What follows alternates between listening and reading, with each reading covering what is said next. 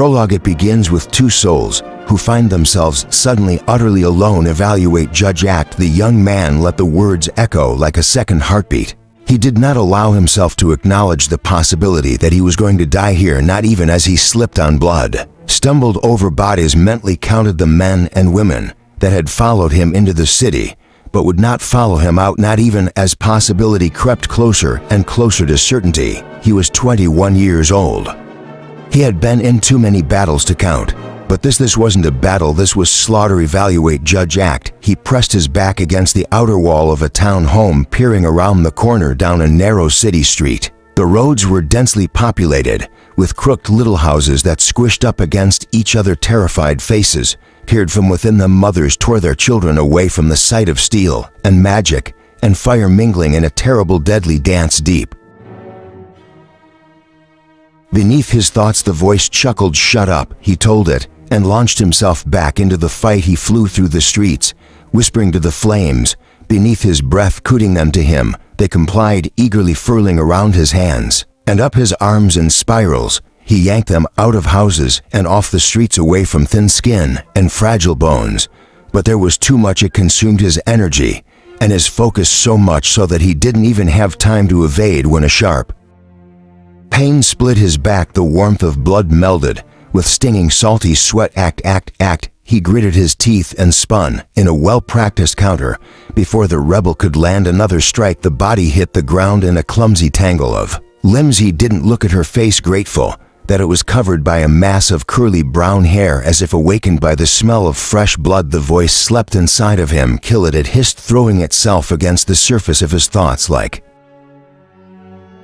claws gouging at a door. No, he paused a split second too long. A force collided with him, knocking him back into an alley. Instinct kicked in. His hands were already drawing, his blade poised at his attacker's throat before he even turned his head to see. Don't you dare kill me, a warm, familiar voice murmured against his ear. There are hundreds of rebels here who would love to do that. Instead, that voice, it was in that moment the most beautiful thing the young man had ever heard.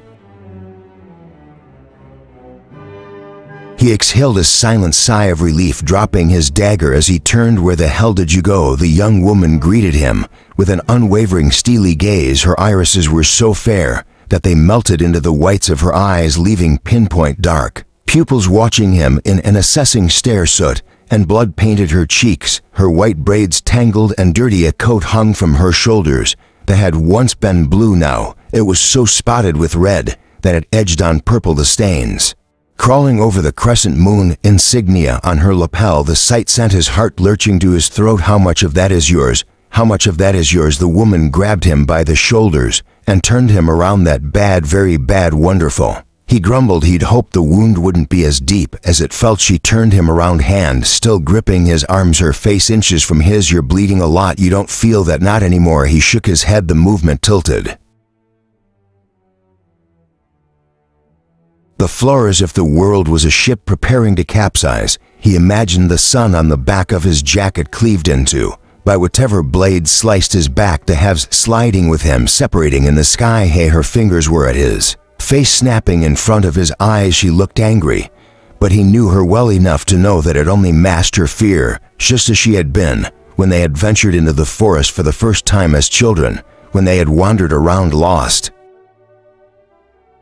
for hours until wake up. This time she shook him to stay with me. He felt something encroach at the edge of his thoughts, a brush of her presence, her magic reaching into his mind. Don't do that, he growled. The voice chuckled something disgusting far away. I'm just checking on you. Her presence retreated as the line between the young woman's eyebrows deepened. I went to the west end of the city. So many dead, so many dead. The young man blinked away, the image of the little faces peering from shattered windows. We have to retreat, he said. There are too many townspeople here for this. I can take the fire as we go. Their leadership is here. Retreating isn't an option, too good of an opportunity. He almost laughed, bitter and ugly and humorless. Opportunity? No, this is, they chose to start this here in one of their cities. She spat. If they want to shit in their own beds, they can lie in it. The words hit him like a strike to his gut. He wasn't sure if it was her callousness or the blood loss that made his stomach clench with nausea. These are still civilians. He shot back rebellion, or no, these are people, we have options, not with what I've seen, we have you, she whispered. One hand traveled to his face, hovering over the muscles that clenched his jaw. We have you. A shiver shuddered through his deepest recesses. He stood there, lips parted, but unable to conjure words strong enough to match his revulsion. The best he managed was hell no. Her mouth thinned. If he had been paying attention, he might have noticed her caress migrating to his temple, pushing aside strands of black hair. We don't have a choice, she whispered. Please, no, we're in the middle of a city. And in what? And so many things, too many to encapsulate in words. Just the thought of it prickled shards of icy horror in his veins. I'm sorry, he said quietly, but the destruction would be, and it was probably the first time he had ever failed to do what was in the Order's best interest. But all he could think about were those little faces in the windows. She looked for a moment as if she might push further, but then something shifted, softened in her expression. Her lips twisted into a sad smile. That bleeding heart will get you killed one day. You know, maybe, the young man thought. Likely, the voice whispered. There was a long silence, and then finally she simply said, I am your commanding officer. He almost questioned his sanity. Questioned whether he heard her correctly. You're what? A laugh skittered through his thoughts, jeering at the dread that clenched his heart. Targus is dead. I saw him. She looked up at him with bright eyes. Reflections of flames glittered in there. Dampness the only sign of emotion. With him gone, I am your commanding officer, and I command you to utilize the full extent of your abilities. Her words split him into a pain so sharp that it felt as if someone had grabbed the top of his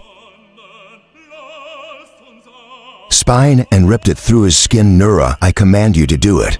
And that was when he noticed her hand at his temple, when he noticed her magic reaching further than that into his thoughts, to that door that he had slammed shut, nailed shut, bolted shut. No, the word was the only thing that he could choke out in one ragged gasp, the rest dying in his throat as he felt her reach deeper into his mind. It was the one thing she swore she'd never do. He threw whatever remaining strength he had into reinforcing his mental walls, but he would never be as strong when it came to these things as she was. Her magic was born in the world of thoughts and shadows, while his was far more suited to brighter, more immediate forces, especially now with more and more blood rolling down his back, and that creature fighting desperately to get out. Stop! A burst of pain blinded him. He felt her pry open that door, crushing it, discarding it. Her lips formed the word sorry. But if she said it aloud, he didn't hear it. So sweet, the voice whispered, so near and so real that goosebumps rose on the crest of his ear. You always try so hard, fuck you. His hands dropped from her arms, fingers stretched, then clenched, releasing a cacophony of cracks. If he was capable of speaking, he would have told her that he would never forgive her for this. But he was not capable of speaking. He was not capable of anything but hurling himself against his own mental wall over and over again in a desperate attempt to regain control, even as it slipped further from his reach, even as his palms opened, and he was blinded by fire and fire and fire across the sea. The little girl was amazed by how quiet it all was. The slavers had come in the middle of the night, yanking her little village from a deep slumber. Like most of her kin, many of her nightmares revolved around this moment. At some point, it had become an omnipresent danger, constantly lurking in the back of her mind. But the real thing was different than the nightmare she had always imagined. That there would be more noise, more screaming, more shouting, more drawn-out fighting. But the men in the wide-brimmed hats and their team of mercenaries had struck the youngest and strongest men first, hobbling them in their beds before they had a chance to cause trouble. And even the ones who did fight back were surprisingly quiet. Their battles little more than muffled grunts and blunt steel, ending shockingly quickly with trembling final gasps. The girl's mother, their leader, had not spoken to her as they were woken by the sounds of horses' hooves and crying wives. Her only comfort was a quiet hand on the child's shoulder. When they had stepped outside the door, she had taken one look at her village, her people, or what was left of them after such a swift destruction, and offered terms to the slavers. The girl was no more than 13, but she knew that her mother was trying to save her people from the inevitable. She also knew that it wouldn't work aside from her mother's brief hushed commands. No one said a word. That is, until the little girl stepped forward, looked up at one of the slavers, and those glinting dark eyes and said, "You can get a better price for me." The words slipped from her teeth before she even fully realized what she was doing. The slaver was less intimidating than she had imagined. He was short and fat as long. Leather coat was wrinkled and strained to contain the pudgy width of his shoulders, and strained further still as he shifted to look at her. She knew that he was taking in her unusual appearance, her skin and hair that was totally white, completely safe of color, while blotches of what would have been her natural deeper coloring crawled across her skin. One green eye, one white, streaks of dark mingling in silver hair behind her. She heard her mother take a step forward as if to stop her. She didn't turn. "You can get a better price for me," she said again. It took every bit of her strength not to let her voice crack or tremble. She focused on the wobbling of the fat slaver's lower chin. One tendril of her mind reached out towards his, listening for glimpses of his thoughts. His greed smelled like sweat in the air. "Maybe if you were complete," he grumbled. After a moment, he took a strand of white hair between his fingers, then lifted her chin, turning her cheek, examining the swath of tan that encroached on the right side of her face. But this what another slaver joined the first, his black hat crumpled in one hand as he wiped sweat from his brow. This one was thin, all knobby joints and gaunt cheeks. The girl forced herself to recognize how funny they looked together, fat and thin, tall and short, like clowns, not monsters. "Look at this one, she's fragmented, not a real Valentine." "As to young to her anyway," the fat slaver shrugged. By some standards, even with her magic, the girl rarely felt even a hint of her mother's tightly held emotions. But at this, a shock of furious panic shook her like a thunderclap. Still, she did not turn. "She's not worth anything," the thin slaver said. Maybe if she was complete. Words tangled in the girl's throat. The men were starting to turn away from her, looking to their soldiers, who shackled the men at the front of the village. In a panic, she opened her palms, and a butterfly of light flew from her hands, batting through the air until it collided with the fat slaver's face. "Look," she said desperately, "another butterfly, and another. I am a weeder. I can perform. You can get a good price for me, better than the mines." The two slavers watched the butterflies rise into the sky, disappearing against the unbroken silver moon. They looked at each other, communicating wordlessly. "She'd be pretty eventually," the fat one said slowly. "Young, but you ever buy unripened fruit at the market?" The thin slaver crossed his arms over his chest, surveying her in a way that made her skin feel as if ants were crawling up her spine. "She can cook to clean, very obedient." Her mother's voice came from behind her. Suddenly, it became so much more difficult to remain composed. Now both slavers crossed their arms. The little girl's eyes flicked between them. "Fine." The thin one let his arms drop, yanking his hat back onto his head. "Take her. We'll sell her an enza here to one of those peacocks," with the girl cried as the slaver grabbed her arm. "My mother must come," to the slaver scoffed, as if this didn't even dignify a response. "Please, I need her." The thin slaver's eyes flashed, and the girl felt his anger curl in the air like rotten milk. He opened his mouth, but before he could speak, her mother was at her side, hands clutching her shoulders. "She is young and afraid," she said quickly. "She doesn't know what she's saying. I understand that. I cannot go with her." Her mother spun the girl around to face her, hands still braced on her shoulders. For the first time since this horrible nightmare began, the girl allowed herself to meet her mother's eyes directly. They were bright amber green, identical to the little girl's colored right eye. In that split second, she took in her mother's familiar face, high regal cheekbones, dark brows that framed a piercing, calm gaze. She had never seen her mother visibly scared or shaken. Even today, that did not change. "None of us can follow where you go, Tizana, but you have everything you need to survive. And listen to me, use it." The girl nodded, her eyes burned. "Never look back and never question," stepping forward and saying, "I deserve to live. You deserve to live." The girl whimpered. The mines were death sentence. Everyone knew it. A glimmer of sad uncertainty rippled across her mother's features. "None of that," she said, flicking away the girl's tears before they fell, and that was all she offered. Before she pressed her lips to her daughter's forehead in one final goodbye kiss, she straightened, lifting her chin as she looked from one slaver to the other, then back to her people who lined up, bound by rope and chain. In that moment, she had never looked more a queen, noble and breathtaking. Even as she offered her hands for binding, the fat traitor took the little girl away, dragging her into the back of their cart. while the thin one LED away. The rest of her village, she sat among bags of grain and boxes of kitschy merchandise goods, back pressed to the splintering boards. Soon her friends and family were silver-dipped silhouettes in the distance, one long line back straight. Chins raised, the unmistakable form of her mother at the front of them, all behind them. The village burned in smears of garish orange flames. She never thought it would be so fast, so quiet. It took less than an hour for her entire life to change. Disintegrating into the night like one of her shimmering butterflies. No tears for your mother. One of the mercenaries peered over his shoulder, letting out a scoff. Cold, they're always like that, the slaver said matter-of-factly, unsentimental. You did this. The little girl wanted to scream. You refused to take her with me. She wanted to shout, she wanted to sob, she wanted to let herself collapse on this dirty cart floor, pound the wood with useless fists, weep until she vomited. But instead she was still, her back straight and her chin raised, pantomiming her mother's stone strength. She bit down so hard on the inside of her lip that warm iron flooded over her tongue. The echo of her mother's kiss burned on her forehead. You have what you need to survive, her mother had told her. The girl had no possessions other than her sweaty nightgown, but she knew she had tools. On that long dark ride to the city, she counted them over and over again. She had her unusual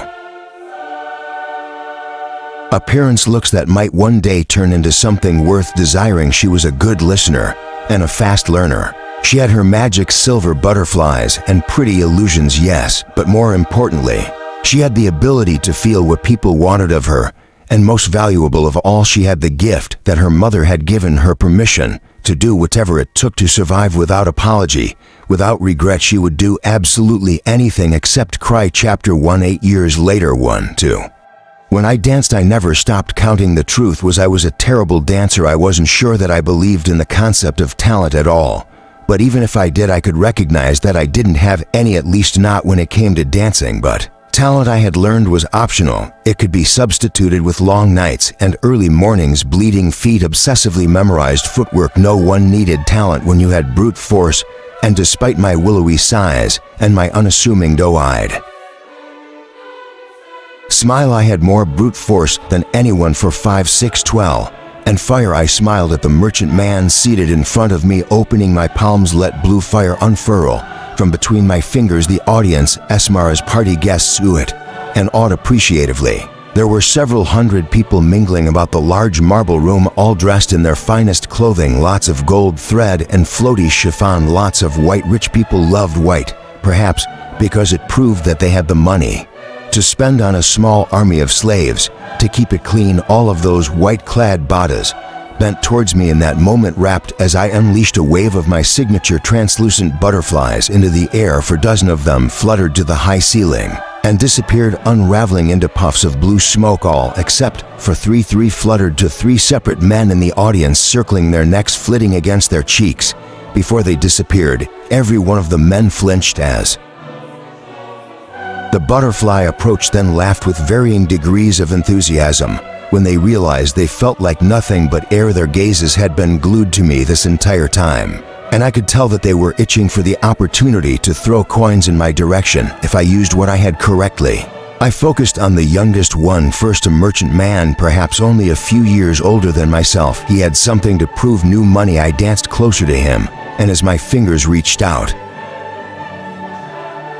to flirtatiously touch his shoulder, my mind did to tasting the air for his thoughts, his preferences. This one, it turned out, had no preference for me at all. In fact, I could feel his attention being constantly pulled towards Cyril, one of Esmer's handsomer bodyguards, who lingered in the far corner of the room. That was fine. He didn't have to want to screw me to serve my purposes. If anything, it made things easier for me. He would be overtly eager to prove his virile interest in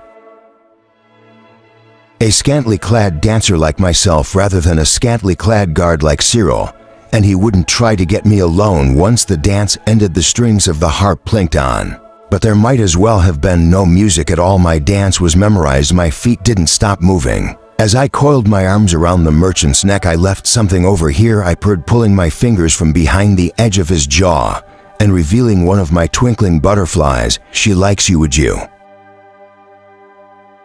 Like to keep her, the young merchant smiled at me. He was handsome with curly brown hair and big amber eyes framed by lashes so long that they made me jealous. He and Cyril would make a beautiful couple, really, I would, he said, staring at me. Too intently, even though his thoughts told me that he had no interest in keeping her at all. What he did have an interest in was showing that he could hold his own in this room of wildly rich and wildly successful people, even against Audiobooks. Himself, he lifted a hand as if to take the glowing butterfly from me, but I twirled backwards, smirking at him coyly. What will you give me for her? I caught a glimpse of Audiobooks over the young man's shoulder. He was clad in a shock of color, bright red, which stood out in a sea of white. He didn't need to prove his wealth or status after all, with his choice of clothing. But even beyond the shade of his shirt, there was still something about him that separated him from the crowd. Certain cool, authoritative air, like he strode through the world expecting it to bend to him. It usually did. He was engaged in a conversation with one of his guests, looking vaguely bored. His hair, black but streaked with gray, was bound back in a low ponytail, with one unruly strand that he kept sweeping behind his ear mid-movement. He glanced up to meet my eyes. Our eye contact lasted for a fraction of a second before he looked back to his guest, unconcerned. Good, he wasn't usually possessive, but better to be careful. You already have my admiration, the young merchant said, and it physically pained me not to roll my eyes. Valuable indeed, I cooed instead. But so is she, isn't she? The butterfly's wings trembled against my fingertips. I closed my fingers around it, and when I opened them, a little glass version of my illusion sat in my palm. For a moment, I couldn't help but admire it, proud of myself. This was a new addition to my routine. The merchant's eyebrows arched, and I felt his impressed surprise rippling the inches between our faces. For you, that is incredible. The man's pleasant smile split into a full-on grin. In that awestruck gaze, I could see what he might have looked like as a child enthralled by some circus acrobat or shiny bauble. When those beautiful eyes met mine again, we shared a moment of genuine connection.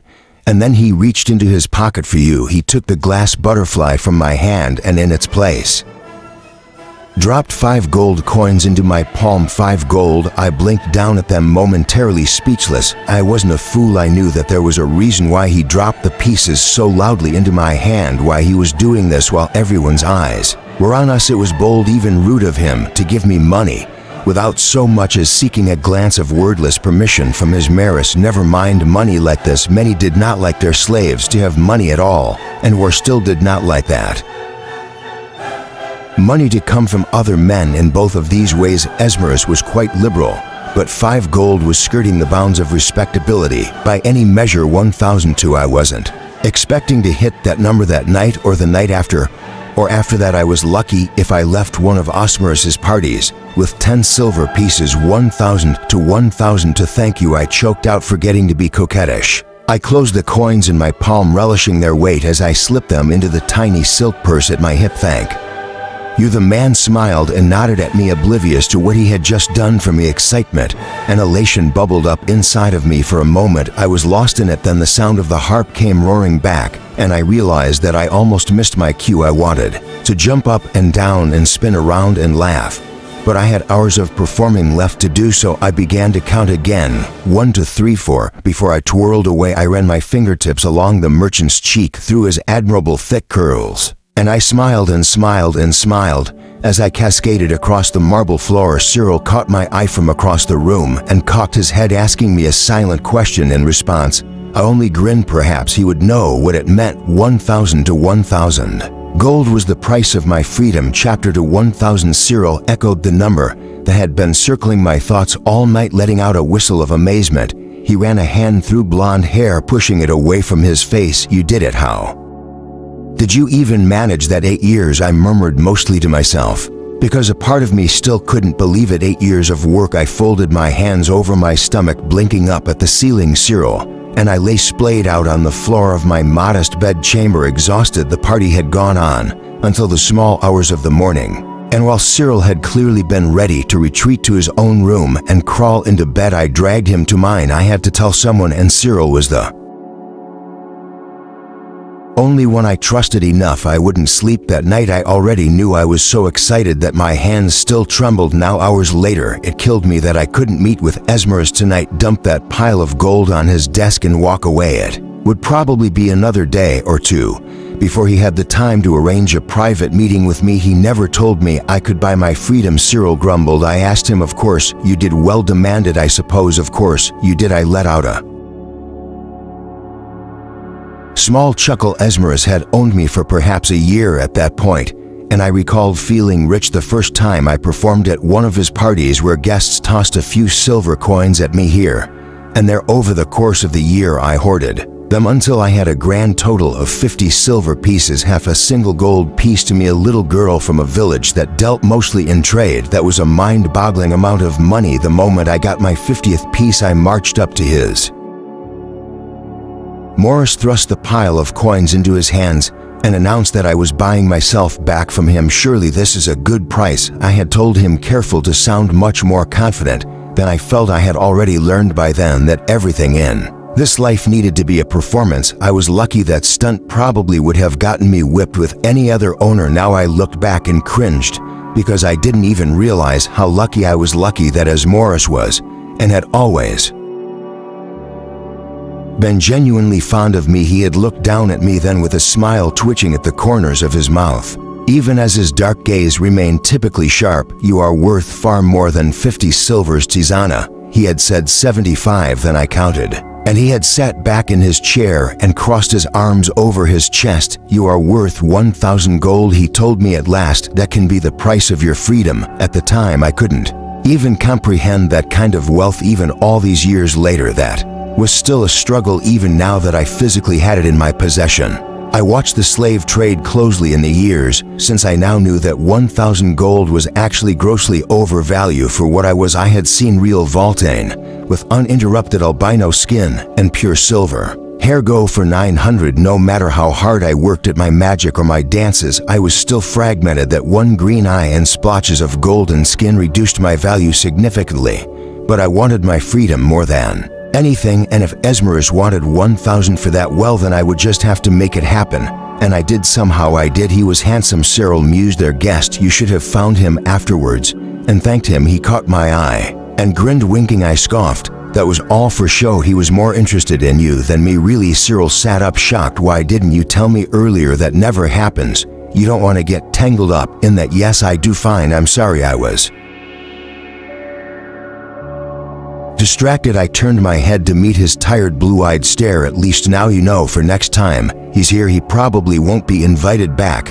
After that display, he sighed. What both of us knew but didn't say aloud was that it was probably for the better. Dalliances with the wealthy were extremely risky for people like us. I had learned that the hard way once and was rewarded with a broken heart and 10 lashes to the backs of my thighs. I could still count every individual strike in the scars. If Cyril was ever caught with a wealthy man, death, no question. There was a long silence. I had thought that Cyril had finally dozed off until he asked quietly, so what now? The orders. I nodded. The orders. I'll be honest, he whispered. I never thought it would happen, neither did I wanted to say, but as a rule I didn't dignify uncertainty out loud. I'm proud of you, T. If anyone deserves it, you deserve it. All of us deserve it. Deserve. I hated that word, even though I had spent so much of my life clinging to it. We'll get there, he said it so simply, so matter-of-factly. I sat up, swinging my legs beneath me, looking down at him as he lay there with his hands behind his head. It was always so easy for him to assume the best in people in life. At first I had thought it was a mask he slipped on the way I slipped into my flirty dances and practiced my confidence until it was a begrudging part of me. But soon I learned that he really meant it. Really believed it. Even though his story was just as bloody as mine, I had recognized that kindness in him the very first time I saw him. I had traveled with Osmerus on a short business trip to a neighboring city, and I had sat behind him and watched as rows of slaves were marched to the marketplace. It was awful. The pain and terror in the air were unbearable, tearing through my head and my muscles as if I was experiencing the worst day in the lives of dozens of people all at once, and on top of that vividly reliving mine too. But even through that tangle of emotions, Cyril had caught my eye. He had stopped to comfort a young girl beside him, younger than I was when I stood in her place, and even though it had earned him a shout and a vicious lash from the slaver, he had still offered that child such a genuine smile. Cyril was tall and muscular, but all I could see were those big watery blue eyes, those features that were so kind and delicate that they were almost childlike. If Esmerus did not purchase him, he would have been bought by a mercenary faction. He would have become one of the men that yanked my family from their beds that night years ago, and I couldn't bear to see that happen. What about that one? I had whispered to Osmerus. He is just what you are looking for. If Esmerus had given thought to why I had such an interest in this one handsome young man, or had any assumptions about why that might be the case, he didn't show it. After a moment of thought, he raised his palm, and Cyril was his. I had spent a long time in his bed that night, as if he expected compensation for ceding to my request. But it was worth it, because Cyril quickly became the best friend I had ever had before slavery. Or after. Now I watch my friend with a lump rising in my throat, suddenly emotional for reasons I couldn't explain. For a moment, the idea of giving him my money, buying his freedom, crossed my mind. He was better than I was, deserved it more. I'll come back, you know, I murmured. For all of you, I'll have connections, I'll have resources. He reached up and patted my knee as if he understood the guilt churning through my stomach. I know you will. Eventually, poor Cyril couldn't take it anymore and wandered back to his own room to get some much-needed sleep, leaving me alone in mine. I was exhausted, but I knew there was no use even trying to rest. Instead, I paced. This was a slightly dizzying endeavor, considering that my room was only barely larger than my bed. Still, it was clean and well kept, with nice furniture and a few decorations. Esmerus sometimes bought me little gifts from his travels, which lined the shelves around my room, but my most treasured possessions were the ones that came from Era, a little island thousands of miles away, primarily known as the home of the twin orders, the Order of Midnight and the Order of Daybreak. Era, the place I would be going the minute I purchased my freedom. That thought, or the pacing, or exhaustion, or all three, began to make me nauseous. I dropped to the floor, yanking a worn wooden box from the bottom of my bookshelf. In it were some pieces of junk, a stone from Era's beaches, a few pieces of paper with circular markings scribbled on them, and several books. I pulled out the one with the plain blue cover, unmarked other than the silver moon and gold sun insignia foiled on the front, the symbols of the orders. I threw it open and flipped through its pages. My fingertips traced over the pictures, the raised ink, the still unfamiliar writing. As I practiced my iron beneath my breath, I paused at one sprawling illustration that covered a set of facing pages, a drawing of founders of the Order of Midnight and the Order of Daybreak. Rosira and Eric Chulin, blues and purples swirled around Razia, framing her white hair against a moon silhouette while fire encircled Iraq. Their palms touched across the seam of the binding. Rosira represented the Vultan magic wielders with albino skin and white hair, who comprised the Order of Midnight, and Eric represented the Solari non-Vultan magic wielders, who comprised the Order of Daybreak. Their magic complemented each other, even as it contradicted, like two sides of the same coin. The book, along with all of my trinkets from Era, had been a gift from Zareth Eldris.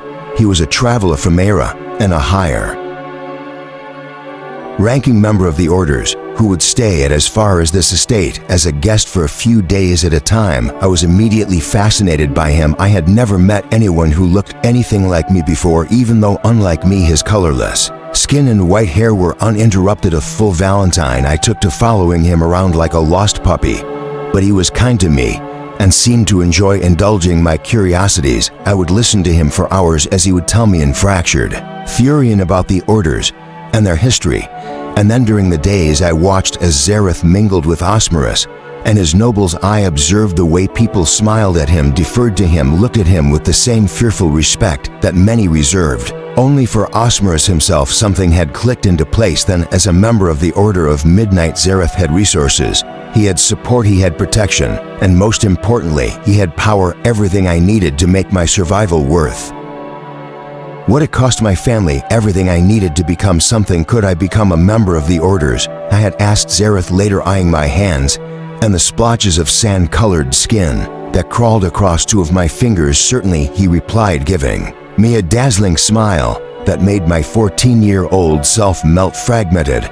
Or no, you are still a Valentine. Well, that was all the encouragement I needed. I threw myself into it. From that day on, I researched the orders obsessively. I practiced Aaron and whispers at night, teaching myself what I could of their strange, frustrating language. Zareth would visit several other times over the years, and with each return he would bring me little gifts from the orders and put up with my incessant questions.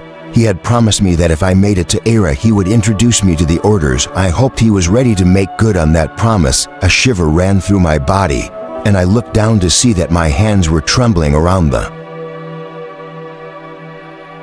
yellow pages. No sleep tonight, that was for sure. Instead, I stayed awake until the beginnings of dawn seeped through my curtains. I read every book Zareth had given me cover to cover. I practiced every Aaron phrase I knew and repeated ones I didn't until they sounded secure on my tongue. I filled my brain with plans until there was no room left for fear or uncertainty. Only hours remained before everything I knew would change. I hoped they were ready for me. I hoped I was ready for them. Chapter 3. One would think that after all these years I would have stopped finding Osmer so breathlessly intimidating. I had lived with him for 7 years, and I had perhaps seen him in more, one could say, compromising positions than likely anyone else had.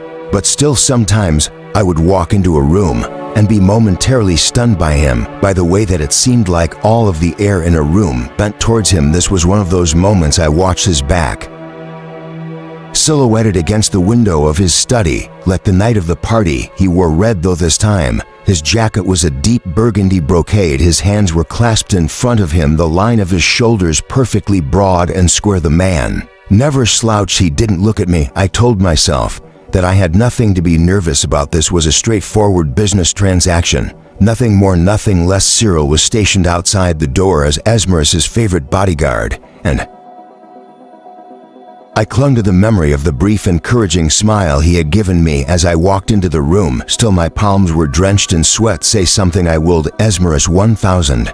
As if he heard me, he still didn't turn around. That is significant. Significantly more than the 50 silver pieces I offered you the first time, I replied lightly, letting my smile seep into my voice. But my relief, none of my anxiety. Indeed, as Morris turned at last, appraising me with sharp dark eyes. That single unruly strand of peppered black hair hung in front of one eye. It was the only thing out of place in his appearance. Everything else, from the fit of his clothing to the edge of his cropped beard to the smoothness of his bound hair, was impeccable. He had to be nearing 60 by now, but he had the stance of a much younger man. I reached a tendril into the unspoken words between us, feeling for his reaction, his thoughts. He was always difficult to read, stony and unyielding. Still, I could occasionally catch glimpses from him, especially when he was pleased with me. Now nothing. I actually have 1002, I added, but I'm willing to give you the extra since you've done so much for me. Riding the line between a joke and the truth, flirtation and gratitude, stroking his ego and reminding him why he liked me. No reaction or hurt that I didn't want to examine too closely flitted through me, a small part of me that for whatever reason had wanted him to be impressed.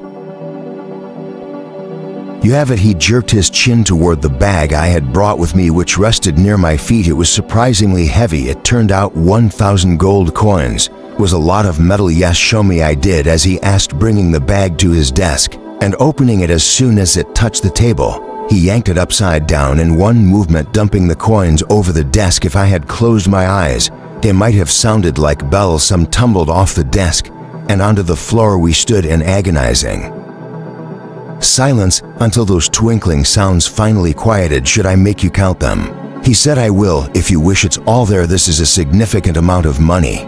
How did you earn it? How did I earn it? What didn't I do? I did whatever I had to, whatever I could. I made myself valuable wherever possible, I said. And look at what I did. Even the moments I weren't proud of were worth it for this. A pleased smile crept to the edges of my mouth. And what, as Morris hissed, does that mean? My smile promptly disappeared. Shit I learned from you, I said, smoothly pacing forward. Business is just a matter of you hoard for this money. His revulsion, his fury split the air so violently that I felt like I had been slapped across the face. The ugliness of the word, the way he hurled it at me, left me momentarily speechless. I had never even said it that way to myself. It hit harder than I thought it would. No, I only once I pushed away the whisper, reminding myself that I had no regrets about what I had done. You and I both know that I am not stupid. You could not have gotten this money any other way. I worked for it. Whoever would hire me danced, conjured, scrubbed floors. That was the truth. I did work for it. And only 100 of those coins came from that single night. The rest of it was hours and hours of sweat, coppers maybe. But this, he let out a scoff so violent that I felt flicks of spittle dust my cheek. I let you earn your silvers for dancing, but I never allowed you to whore for it, to embarrass me that way. I would never do that to you, I replied, acting insulted at the thought. 1,000 gold pieces should have taken you 15 years. He shot back, 20, even 15 years. I realized in that moment that Asmaris had never intended for me to earn his absurd prize, at least not until I was either too old for his tastes, or he was too old to make use of me anyway. His anger pounded in my ears, my head beneath my skin, but it was slowly being replaced by my own. I met your price. You can buy a real Valentine with that money. If it suits you, one more beautiful and more talented than me. Slaves don't have the luxury of bargains, and I don't need your money. Asmaris snarled. You forgot what you are. My stomach fell through my feet. Are you aware of how well I treat you? He straightened, eyes narrowed, clasping his hands behind his back. Silence. He expected an answer, but I suddenly didn't trust myself to open my mouth. I don't need your money. I had one plan, one goal. He had kicked out the foundation, and I felt that at any moment my soul would topple. Are you? Yes, Asmaris. His voice lowered so slightly that the change was barely audible. You've gone through such lengths to leave all at once. It hit me. The air stank of it, the hidden undercurrent twining with his Morris's anger hurt. We stared at each other. I watched the single wrinkle between his eyebrows, the one sign of guarded vulnerability. This was the man who gave me so many scars, who took away my freedom, who crushed me and bent me and beat me. But he was also the man who remembered my favorite color, who once stayed up with me for hours after a bad nightmare, who had smiled down at me with an odd sort of pride. The day I had demanded my freedom from him, I leaned forward until my palms pressed against his desk, those cold gold coins sticking to my sweaty palm.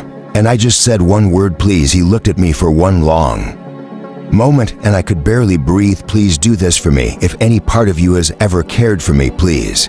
Then I felt a door slam, a blanket of ice silencing as Morris's tenuous conflict. Get off my desk. Kneel. I don't need your money. Gods, what was I going to do? On your knees. I dropped so hard that the polished wood floor bruised my knees. I don't need your money. His voice and the shattering of my goals echoed so loudly in my ears that I could hear nothing else. I didn't hear as Morris's boots walk across the room or return standing behind me. I don't need your money. I didn't hear the lethal snap crack through the air, but even through my haze, I certainly did feel the pain tear across my back, splitting me into my throat. Released a gasp, a whimper, crack to crack 3, and it kept going and going and going. Crack, crack, crack 5, 101 to 16. I don't need your money. What was I going to do? I refused to allow myself to scream, to cry, even though I bit so hard on my lip that it drew blood, just like I had that night years ago, the night when I had abandoned my family, my mother, because she believed I could do something more, be something more. Crack 20. But she had been wrong, because Omari's was going to kill me. This thought solidified slowly into certainty through the fog of my fading consciousness. He was going to kill me because I had made a critical miscalculation. I had naively thought that his twisted, confusing affection would help me escape. Instead, it would crush me, because as Morris only possessed or destroyed, and if he couldn't do one, he would do the other. I wondered if Cyril could hear this through that thick door. I wondered if he would try to help me. I hoped he wouldn't. He'd be punished for it. Crack 25. Asmaris was going to kill me. That bastard. A fire lit within me as I heard the whoosh of Asmaris raising his arm over his head. I flipped myself over, ignoring the agony that ignited as my back touched the ground. If you want to murder me, I spat. You're going to look me in the eye as you do it. As Morris's arm was above his head, the whip slicing the air behind him, a cruel stone wrinkle of disdain over his nose, my blood flecked, his shirt melting into the burgundy brigade. Something barely visible wavered in his face. His eyes lowered from mine. Look at me. I didn't make it this far just to flicker out in the night like a stifled candle. I'd haunt him. Look at me. You Coward, look at my eyes, look at the eyes of the little girl that you met 8 years ago, the little girl you saved and then destroyed. As Morris only sank deeper into his sneer. As if he could silence me by wiping me from existence. Crack 26. I brought my arms up to cover my face, but didn't blink, not even as that barb nearly tore the tip of my nose. Look at me. You will see my eyes in the darkness every night, every time you blink, every time you look at the girl who will replace me. 27. My forearms were on fire. Darkness blurred the edges of my vision. Look at me. And then everything stopped as Morris's chin snapped towards me. His arm froze. That dark gaze met mine in one jerking movement, as if pulled by a string that I held twisted around my finger. As if I had reached out with a pair of invisible hands and forced him to see me. I realized with surreal amazement that I could feel his mind perch within my grasp, and for a single fractured second I saw something roar, felt something roar in his gaze. There were a million moments that I might have seen in his eyes, then moments that I shared with a captor or a lover or a father or some warped combination of the three. Maybe I might have felt something, but instead I just thought about how fragile he felt beneath my invisible grasp. How sweet his fear tasted on my tongue as he realized, as we both realized, that I was capable of more than little butterflies. His fear transformed into rage. His arm broke free from me, the whip lifting, the barb slicing. And before I realized what I was doing, I yanked on that thread between us as hard as I could. A deafening crack split the air. I cringed, thinking that it was the whip. But the pain never came. A crash. I opened my eyes to see as Morris stumbled over a chair, toppling to his knees in front of me. I pushed myself upright as he fell, nearly colliding with him. His extended hand almost swiped my cheek, but instead grabbed a fistful of long silver hair, clutching it with a strength that eluded the rest of his body. I was numb as he yanked me down to the ground with him, my palm instinctively bracing against his chest. Look at me, my command echoed. We both obeyed. I didn't blink, didn't look away as I watched the fury drain from his face, leaving behind a raw sadness that stripped my flesh more viciously than those 27 lashes. Tisana. I hardly heard Cyril's gasp when I raised my head. My friend was standing in the doorway, hand on the hilt of his sword, gaping at me in horror. I must have been quite a sight, soaked in blood, my back shredded, holding the dead body of the most powerful man in Thrall. Chapter for Banished Gods. What did he do to you? Cyril's hands were at my shoulders. I didn't hear him. I was still looking at Morris's lifeless eyes. They stared through me, past me. Look at me, Tizana. Look at me, look at me, look at me. Warm, calloused fingers tilted my chin. Cyril's big, watery blue eyes were the opposite of Esmeralda's in every way, and the sight of them was a gulp of fresh air that rattled through my soul. I said the only thing that came to mind. He's dead. Cyril flicked his gaze to his Morris. He didn't ask me what happened. Perhaps the scene, the pile of coins on the desk, my blood, the whip, the crash that had drawn him into the room told him everything he needed to know, but he didn't so much as flinch at the sight of the body. Sometimes I forgot that my sweet, kind friend was no stranger to death. Can you stand? I nodded, but didn't move as Morris's clenched fist still tangled in my hair. With shaking fingers, I pulled it free. His hand was so warm that I thought he could grab me at any moment. I killed him. I killed Esmeralda. The terror hit me like a wave, knocking the breath from my lungs. Cyril helped me stand up. The movement set my back on fire, and I let out an involuntary whimper. Tears stung my eyes, though I refused to let them fall. I know, Cyril murmured, voice clenched. I know. What am I going to do? I whispered. I always had a plan, always had a goal, even in the darkest moments of my life. I could count my options. Now I couldn't even think, couldn't breathe. I would never have my freedom. Esmeralda was dead. They would know that I killed him. I would be executed. And so would my eyes. Shot to Cyril. You shouldn't be here. They'll know. They'll she. He murmured, a small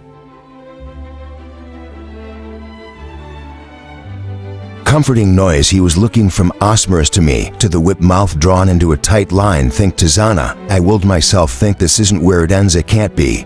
But my thoughts were mush. I just kept seeing the look in Esmeralda's eyes as he fell, that whisper of betrayal. I was so consumed that I didn't realize what was happening as Cyril drew his sword and plunged it through Esmeralda's chest. The sound it made wrenched me back to reality, a sickening wet crunch that I knew Even in that moment, I would never be able to forget Cyril. What the blood could be his, anyone could have killed him. Now they won't know who. Cyril yanked his blade from his Morris's body. More blood spurted onto the floor. I gagged, swallowing acrid bile. Cyril picked up the whip and coiled it tightly, hanging it at its place inside the closet, as if it had never been touched. The puzzle pieces began to assemble. In my mind, I realized what he was doing, what we were doing. I caught Cyril's wrist, my fingernails digging into his skin. This is dangerous. You shouldn't be here. Of course I should. We are going to fix this. He offered me a smile that, despite the blood on my back and the body at our feet, managed to be so effortless, so genuine, it boggled me. Then he looked me up and down. Your clothes. You need something else. If you stay here, I'll go to your room. I looked down at myself, realizing that I was practically naked. The shredded silk of my dress barely held together. Blood ran all the way down the backs of my legs.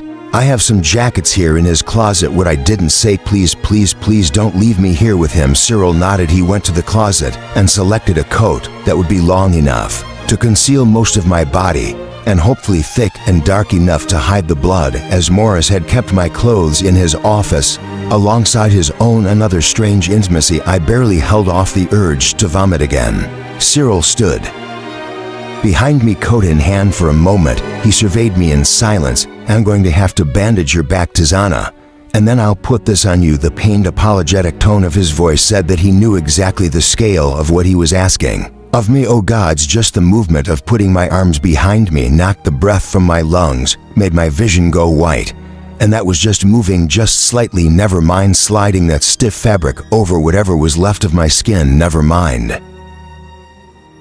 pulling bandages around it. I can't. I never ever uttered those words, but all that damned fabric almost broke me. Just do it, I muttered instead, bracing myself against the edge of his Morris's desk. Sorry. Cyril's whisper was punctuated by the tearing of fabric and then pain. It took everything I had in me not to scream. My knees buckled, but I clung to the stability of that desk as Cyril wound his makeshift bandages around my torso. Era, I reminded myself, the order's freedom. You will do this. You have no choice. The agony was so intense that I almost didn't hear Cyril when he told me what felt like ages later to straighten. I swayed as I extended my arm so he could slide the stiff fabric of the jacket over my skin. I was going to vomit. I was going to collapse. I was certain I would do at least one of those things, or both. By some miracle I didn't. You did it, Carol whispered. At last you did it. If I could do that, I could do anything. I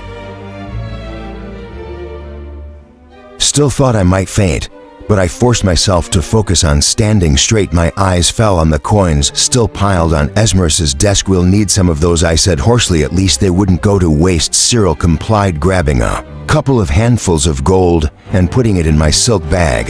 Then he knelt down at Osmer's body and unfastened the brooch at his lapel. A silver lily, his sigil. Smart, I wheezed, swaying. That pin served as Amoros's blessing. In his absence, he would give it to slaves or servants to represent his approval when they needed increased access. Cyril shot me a concerned glance. You all right?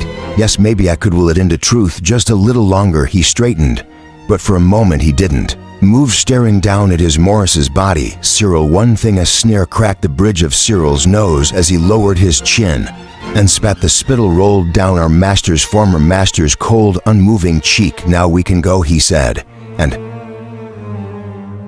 together we slipped out the door. I was not normally the type to unquestioningly follow, but I had no choice but to trust that Cyril knew what he was doing as he led me through the familiar halls of his Morris's estate. Simply remaining upright consumed all of my focus. Do I look normal? I whispered to Cyril after we nodded a greeting to another passing slave. You're doing great. I felt blood rolling down the back of my legs. I wondered how long I had left before it began to pool in my steps. Hurry, I said, and we quickened as much as I could bear. Soon I realized where Cyril was taking me. The stables. One of Cyril's fellow bodyguards, Voss, was stationed at the entrance. He grinned a greeting as we approached, which I returned as enthusiastically as I could muster. Voss was a friend, and I prayed that our relationship would be enough to distract him from how suspicious I surely looked. We have some terrific news today, Voss, Cyril said proudly. Tizana is leaving as she just bought her freedom. What a good actor he was. I, on the other hand, only barely remember to hold my smile. Voss's entire face lit up. He'd always been like that. His emotions took over every feature with breathless enthusiasm. Really, you finally did it? I nodded, faking a beam. Told you I would. You sure did. While Voss shook his head, visibly amazed. His happiness for me twisted a knife in my guts. I wondered if he would be punished when it was discovered that Outsmarts was dead and that Cyril and I were missing. That's wonderful news. He said, you'll be missed. You will too. I replied, meaning it. The world tilted. Cyril's fingers tightened around my shoulder, disguised as an affectionate pat. A breeze pressed my clothes to my body, and I realized that dribbles of blood were crawling down my calves. I couldn't stand here much longer. I need to go before sunset, I said to Cyril, who immediately got the hint. Yes, she's too good for us now. Cyril held out his palm, showing Voss as Morris's silver lily. He said, one of the lesser horses is fine. Not the pure breeds, of course. Voss barely looked at the sigil. Of course. Just go talk to the stable master, he said, then looked at me and grinned. Congratulations, Desana. Good luck out there. You too, Voss. Good luck. He would need luck. I tried not to think about what Voss's back would look like if he was punished for letting us go, what his body would look like hanging from the gallows. Pull yourself together, I hissed at myself. That isn't helping anyone. We didn't see the stable master, of course. Instead, we went straight to the stalls where the workhorses were kept, the ponies and mutes that no one kept a close eye on. It was empty late in the day for a lot of stable hands to be around. It turned out, in a twist of bitter luck, I had picked a terrific time to accidentally murder my master. I steadied myself against the wall as Cyril selected a horse and threw a saddle over its back. After he bridled the animal and quietly opened the stall door, I held out my hand. I'll hold him as you get yours, I whispered. Cyril paused for a fraction of a second before nudging me out of the way. I can't go, Desana, he said, as if he were rejecting an invitation to lunchy, and the horse continued down the hall. But I froze. What she? Sarah looked at me over his shoulder. You don't have time to waste. Of course you're coming. I wasn't about to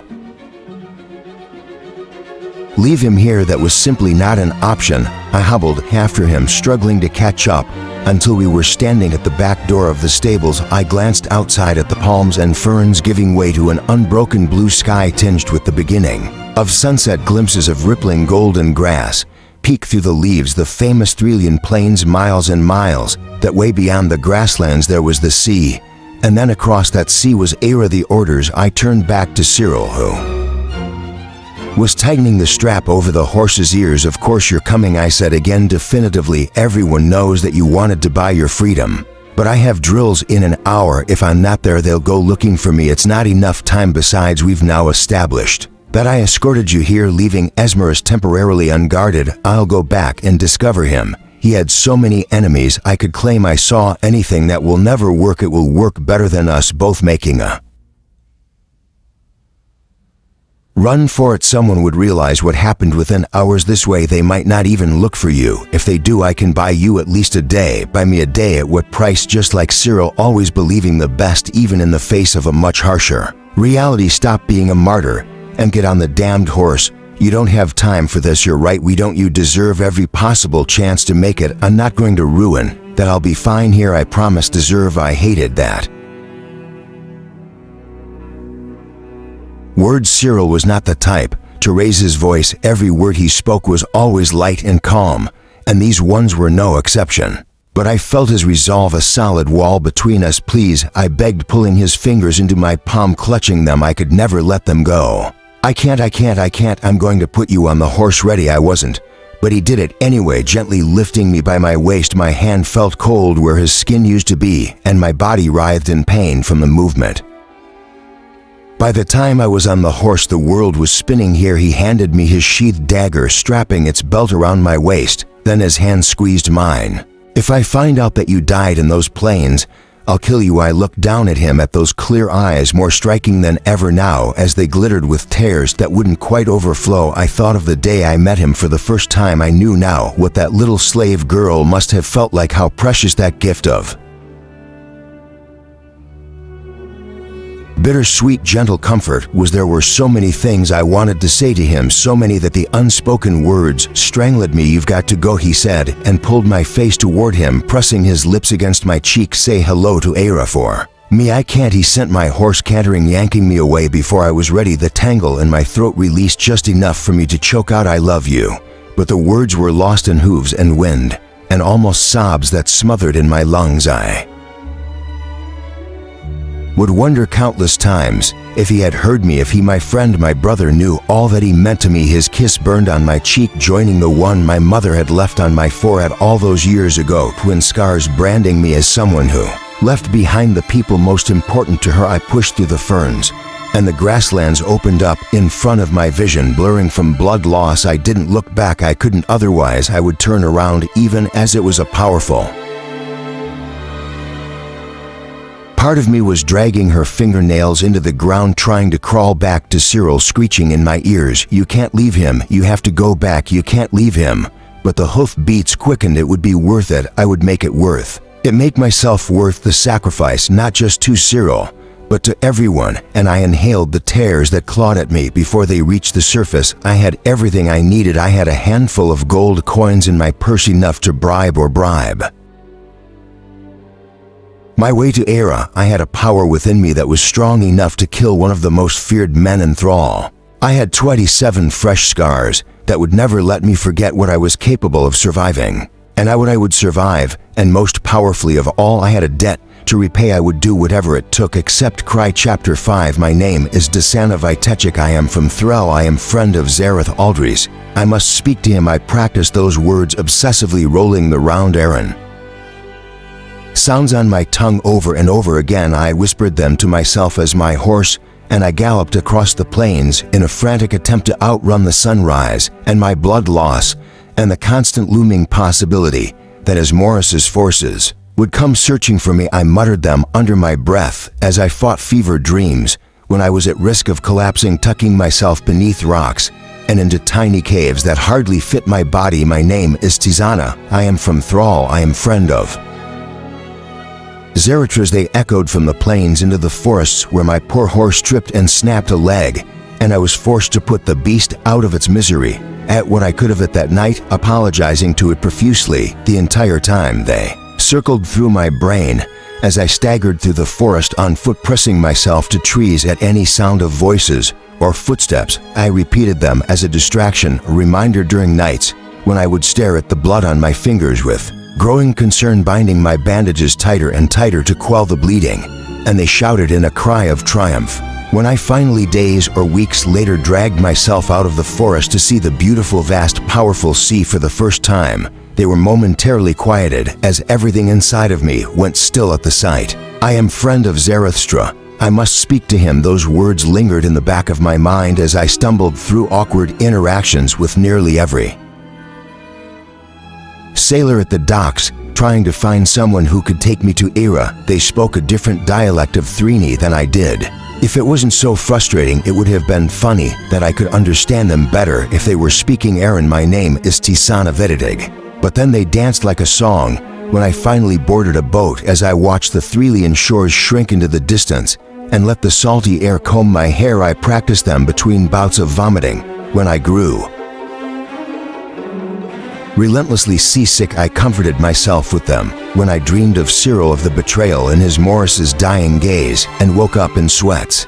When those sweats grew hotter, when a fever overtook my thoughts, plunging me into delirium. My name is Tisana, and I have abandoned everyone I love, and I am a killer, and I am going to die before I make it to Era. But I didn't die. I was close by the time that ship docked in Nara's harbors. I only vaguely recall dragging myself out of the boat and staring up at those glistening glass towers, one of silver, one of gold, in awe. I must have barely made it to the Order's gates. I'm told I collapsed when the door opened, that I choked out in raspy, fractured Aaron. My name is Tisana. I am from Thrall, friend of Zarathustra. I must speaking him. I remember the way the woman's silver hair caught in the waning sunlight, how I let out a weak, shuddering cry when she touched my back. But that's all. Chapter 6. Chattering. The sound circled around me like bells twinkling, the rise and fall of music. I opened my eyes to see a silver brick pattern through streams of light. It took a moment for my eyes to adjust enough to realize that I was looking at a patterned wall gods. My neck hurt. I was lying mercifully on my stomach. My body was cradled by white blankets that were thicker and softer than anything I had ever felt. In thrill, though, then again in thrall. It was so hot that we would have no need for such things. I blinked. A groan creaked from my lips. The sound stopped. It was only when a plump woman's torso, clad in a simple blue blouse and a long billowing skirt, entered my vision that I realized it had been a voice. I lifted my chin, ignoring the stiff pain in my neck, just as the woman bent down to look at me. She was perhaps in her mid-30s, with white skin and silver hair that was piled messily on top of her head, leaving some curly tendrils hanging around her round cheeks. Valentine. All at once I realized that I must be an Era. At the order of midnight, the woman said something to me in Aaron, but she spoke so quickly, and my mind was so fuzzy that I let her words slip through my fingers without translating them. The woman smiled at me, her eyes crinkling with concern. Tisana, she said. Her voice was high and light. No wonder it sounded like bells. Your name. She spoke slowly, emphasizing every word in a manner that might have been patronizing if she hadn't seemed so aggressively kind. I nodded yes. Her smile broadened. She placed her palm on her own chest. Willa. Hello, I whispered. Hello, dear, dear, dear. I prodded my brain, searching every errant word I'd ever read. It was so much easier in writing slowly. A click. Dear term of affection. I could do this. The corners of my mouth turned up. This small sign of comprehension was apparently all the encouragement that Willa needed to launch herself back into a chirpy onslaught of words. I had to force myself to follow her sentences. Been out for quite some time. I needed to come in here to heal you 3 times a day. At first you had a bad infection. She shook her head. Very bad infection. New word, but I could gather what it meant. I moved my arms, bracing my hands to push myself upright. I expected the movement to be met with a wall of pain, but it wasn't. Soreness, yes, but nothing compared to what I had endured for the last few weeks. Incredible, I'm sure. That still hurts. I looked up to see Willa staring at me with a wrinkle between her eyebrows. Not bad, I replied. Thank you. She made a small sucking sound with her teeth, something caught between sadness and disapproval. You poor thing, your back was awful. A slight cold breeze drew my gaze to the right side of the room, which was essentially a wall of glass windows, floor to ceiling, selectively covered with layers of dusty blue chiffon curtains. One window was cracked open slightly, allowing the sea air to slip in. The room was small, but impeccably clean. The only furniture was my bed, a large mirror, and an armoire. All of them were simple in construction, but clearly expensive, crafted of deep mahogany with silver hardware. The hardware, in fact, was the only decoration. Each piece, every knob or pull, was a little silver moon. Another breeze. I shivered, clamping my arms around myself. It was only then that I realized to my embarrassment that I was shirtless. My sheepishness must have shown on my face. Don't worry, naked bodies are nothing new to me, Willa said. But I do have some clothes for you. I assume that you didn't want that anymore. She gestured to the armoire where my jacket hung from a hook on one side. My tattered, dirty, bloody jacket. A jacket that could have only been worn by someone who was close to death, someone who had seen and experienced terrible things, who had closed her eyes every night wondering if they would open again. In the morning I shuddered. No, I did not want it. I did not want to even look at it ever again. But now the sight of it reminded me with a tight pit at the base of my stomach. Why I had come here to begin with made me wonder what Cyril was going through right now. If I could speak to Zareth, maybe he could help me rally the support of the Orders and go help him. I couldn't imagine they would stand for this, and with their firepower I need speaking to Zareth Aldress, I told Willa,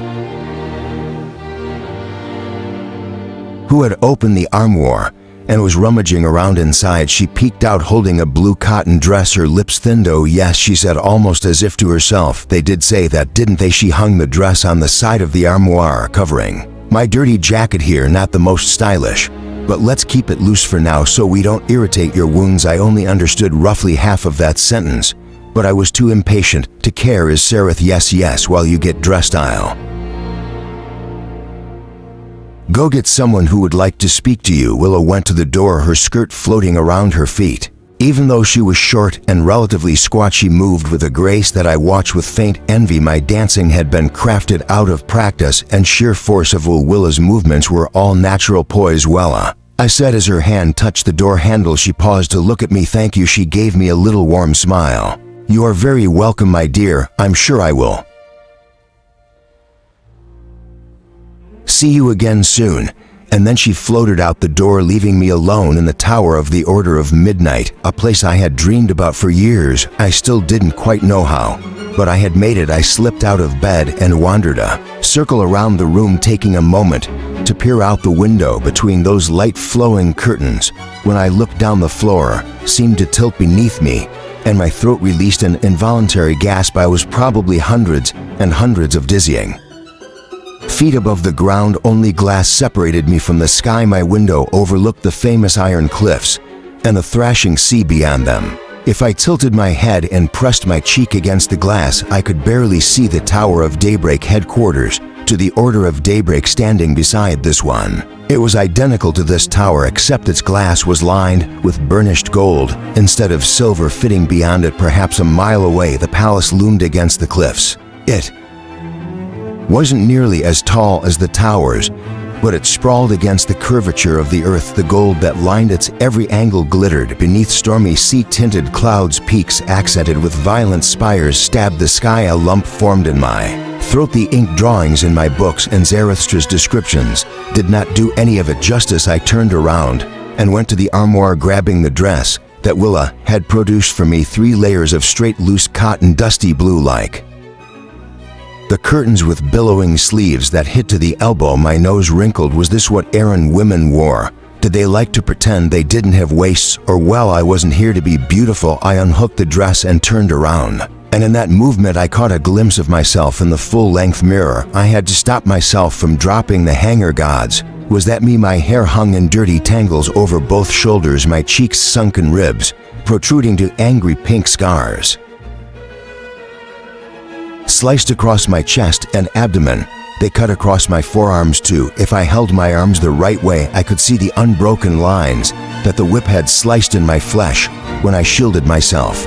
But when I turned my back was completely covered in deep, ferocious gouges. Some still bled, some had scabbed, and some were stitched together like a hideous patchwork quilt. No wonder I had been in such agony. I practically had no skin left, and it was already clear that magic, healing or no, these scars would mark me forever. Crack 27. The image of Esmeralda's dying face flashed through my mind, and for the first time, the thought of it didn't inspire even a hint of guilt. I was glad he was dead, and glad I had gotten to kill him for one fractured moment.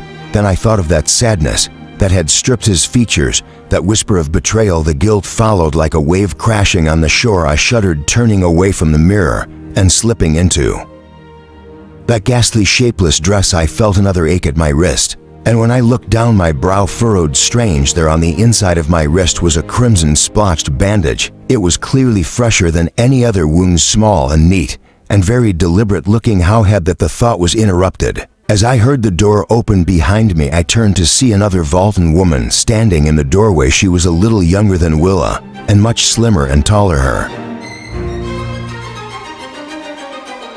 clothes were entirely white, blending with her skin and hair and flattening her to a colorless silhouette. She wore tight pants and a stiff coat that buttoned up to the neck, following her lithe body until it nearly touched the floor.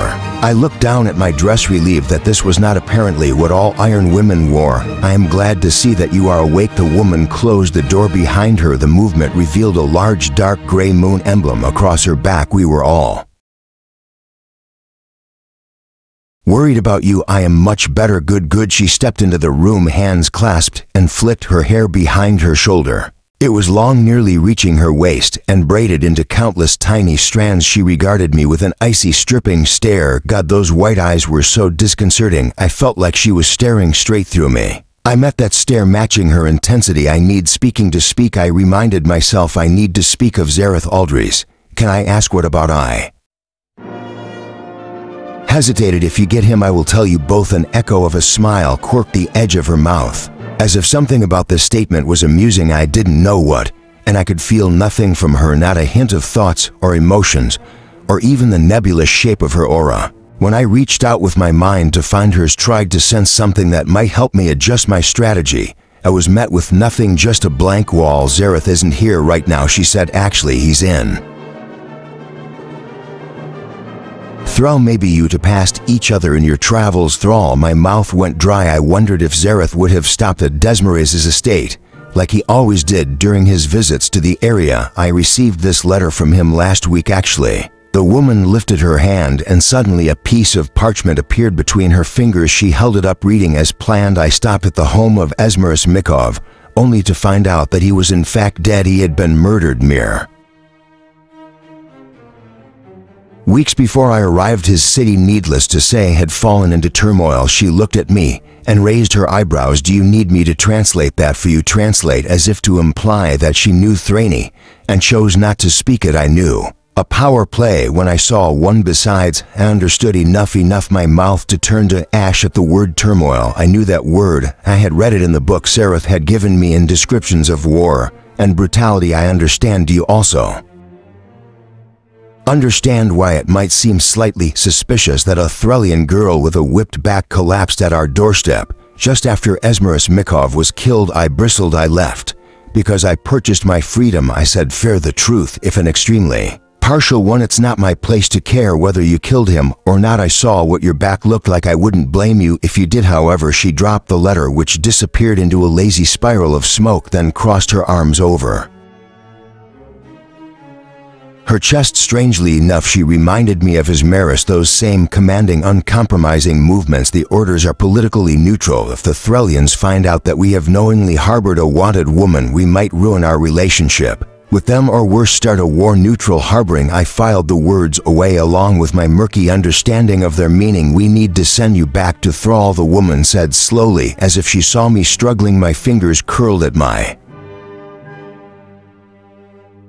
sides. "I went through all this, dragged myself here, and she was trying to tell me that they were going to send me back there. She saw what that place did to me, and she wanted to send me back." "No, that was not how this worked. I am not Thralian," I said. The Vaultine woman opened her mouth to respond, but I cut her off. "I am not Thralian. I am Nisrinese. My nation was destroyed by Thralian lords when I was very small. My people killed and enslaved, and 8 years ago they caught me too.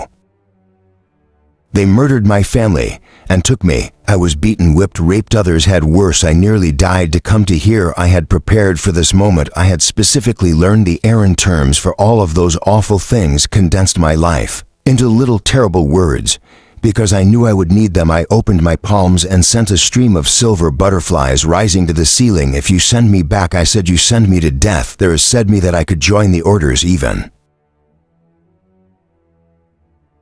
though I am fragmented. I turned the butterflies to glass. They fell shattering against the marble floor. The woman didn't flinch. "Nice," she said flatly, eyeing the shards on the ground. "This is why I come, because my people need me, and for helping them I need the orders." The woman and I stared at each other. Her expression shuddered. "I mentioned your arrival in my last letter to Zareth," she said at last. Then she opened her palm and produced another letter, reading aloud, "I have met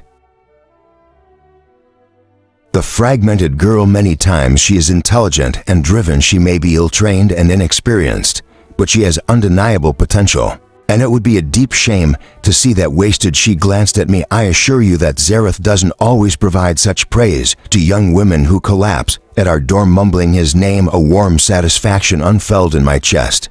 I may not have needed Zareth's help to cross the sea, but I had needed it in this room. Silently, I thanked him for it. "I will give everything I have to the orders," I said. "I would be best wielder. It has seen." I opened my fingers and whispered to the shards of glass, calling them to me. They slid across the floor and rose to my hands, where I closed them in my fists. When I opened them again, the glass had become a frosted mottled circle. The moon, for the first time since our conversation began, a real expression crossed the woman's face, of amused smirk clinging to the corners of her mouth. "That's a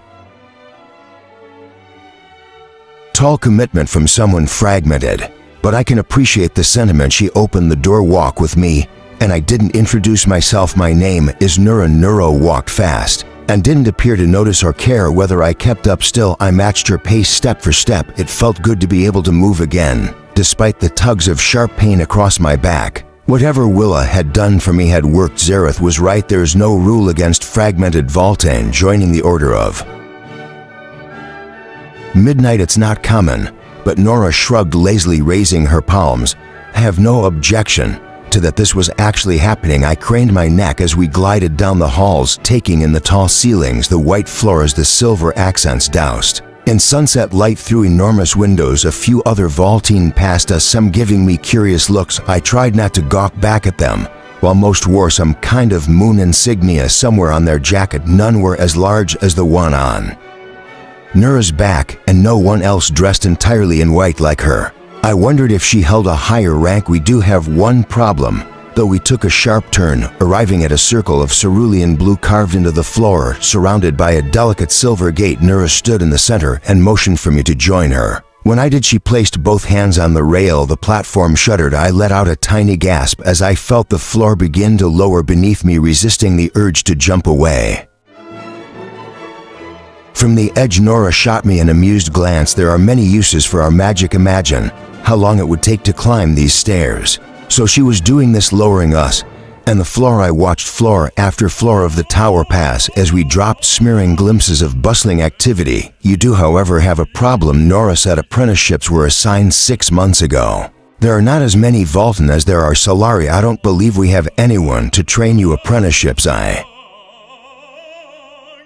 didn't understand that word, but I did understand her last sentence. I do not need training, Nora snorted, as if this was a ridiculous thing to say. Yes, you do. Every wielder Voltane or Solari must complete an apprenticeship to join the orders. No exceptions. Apprenticeship. Young wielders train with a teacher for 6 years. 6 years? I do not have that time, I blurted out. People in thrall do not have 6 years for waiting for help. Nora glanced at me, narrowing her eyes thoughtfully. I desperately wished I could sense her thoughts.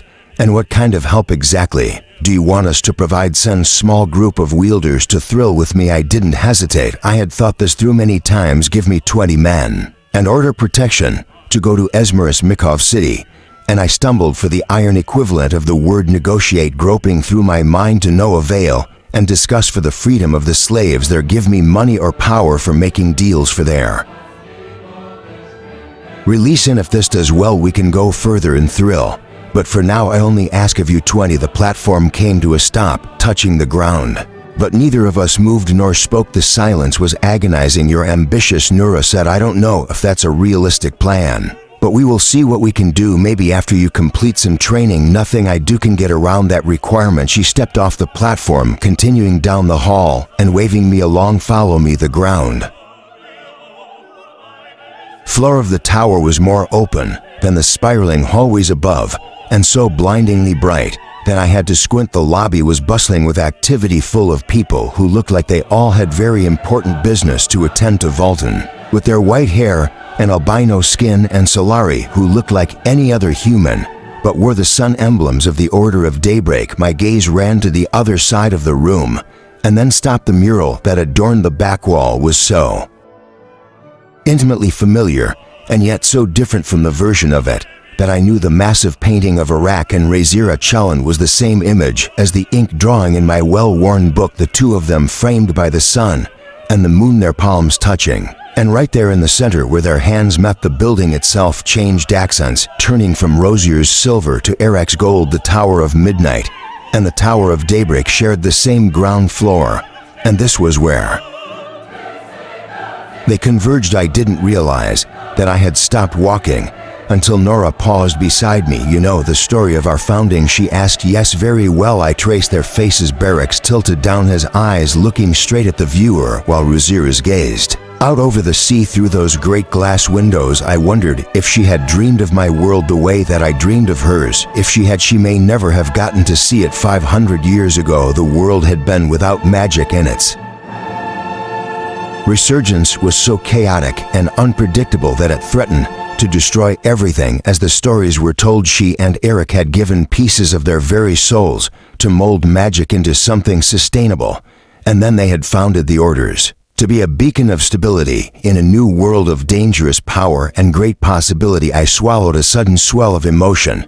That was at least what they had always been to me, a beckoning promise. I was so entranced that I almost didn't notice When Nora began striding away, "Come," she said, and waved me along. I followed her into a smaller room, lined with desks and bookcases that smelled strongly of the comforting scent of paper. Willa sat behind one of the desks in the corner. On the other side of the room, a woman and a man shuffled through papers. They wore gold sun insignia on their lapels. "Salari, you're moving well," Willa said, giving me a grin. I could not help but return. "Willa, we need to find a teacher for Desana." The moment Nura opened her mouth, Willa closed hers, giving her undivided attention. Yes, Nura had to be important, probably not the arch-commandant, the leader of the orders, but certainly high-ranked. Willow frowned, shuffling through a few pieces of paper on the desk. "I'm afraid that no one who is open to taking an apprentice is free now, since the assignments happened months ago." She squinted at me. "How old are you, dear?" 20 o'clock, 121. Willa arched her eyebrows, looking to Nura. "She is 3 years older than apprentices are when they complete their age. Has nothing to do with it. If she wants to join the order, she must complete at least some training. The laws are clear about that." Nura crossed her arms, tapping impatiently with her index finger. "I know we have to be unconventional." A wrinkle formed on Willa's forehead. She pulled out a scribbled stack of bound parchment and began flipping through it. "Look up where Maxentus Varlan is living these days." Nura said. Willa stopped mid-movement. "Really, I told you we were going to have to be unconventional. But are you sure that he's the right? Look it up, please." A pause. Willa looked like she might retort, but instead she flipped through her books, produced a small piece of paper, and handed it to Nura. "Thank you." Nura glanced down at the parchment.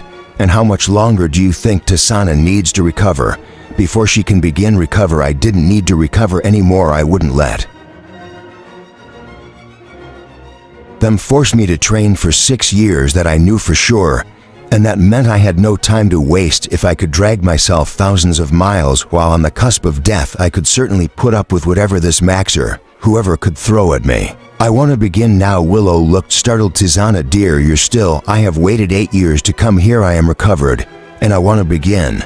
But we can't." Falter impatience. A tiny smile curled the edges of Nora's mouth. "She likes to get things done I can respect." That respect wasn't quite what I saw in the amused gleam of Nora's pale eyes. But that was fine. I'd been given my chance to earn it, and a chance was all I needed. "Let's go." Then Nora looked down at the paper Willa gave her, then flipped it over. She took a pen from the desk. "Hold on to my arm." I obeyed as I watched her draw a circle, then add lines and shapes winding through its center. And then suddenly, I was no longer standing in the Tower of Midnight, but blinking into a blinding midday sun. "Nura," a strange male voice. "What exactly do you want?" Chapter 7. The earth shifted and slid beneath me, and I struggled to stay upright. It took me too long to realize I was still embarrassingly clinging to Nura's arm. "Tisana, this is Max Antarius." I tore my eyes from the bright sun blinking at our surroundings. Nura and I now stood in one of the largest gardens I had ever seen. It sprawled in all directions, flowers and greenery consuming every inch of earth. Nestled in the middle of it all was a little stone cabin, and there, crouched among wild white rose bushes, was a man who stood to meet us, sharp features pinched beneath a shadow of tousled black hair. He was a Vulcan. This had to be a mistake now. I understood the confused wrinkle on Willa's forehead. "Maxentorius, really?" He rolled his eyes, letting out a scoff. His purple silk jacket, which struck me as horribly impractical clothing for gardening,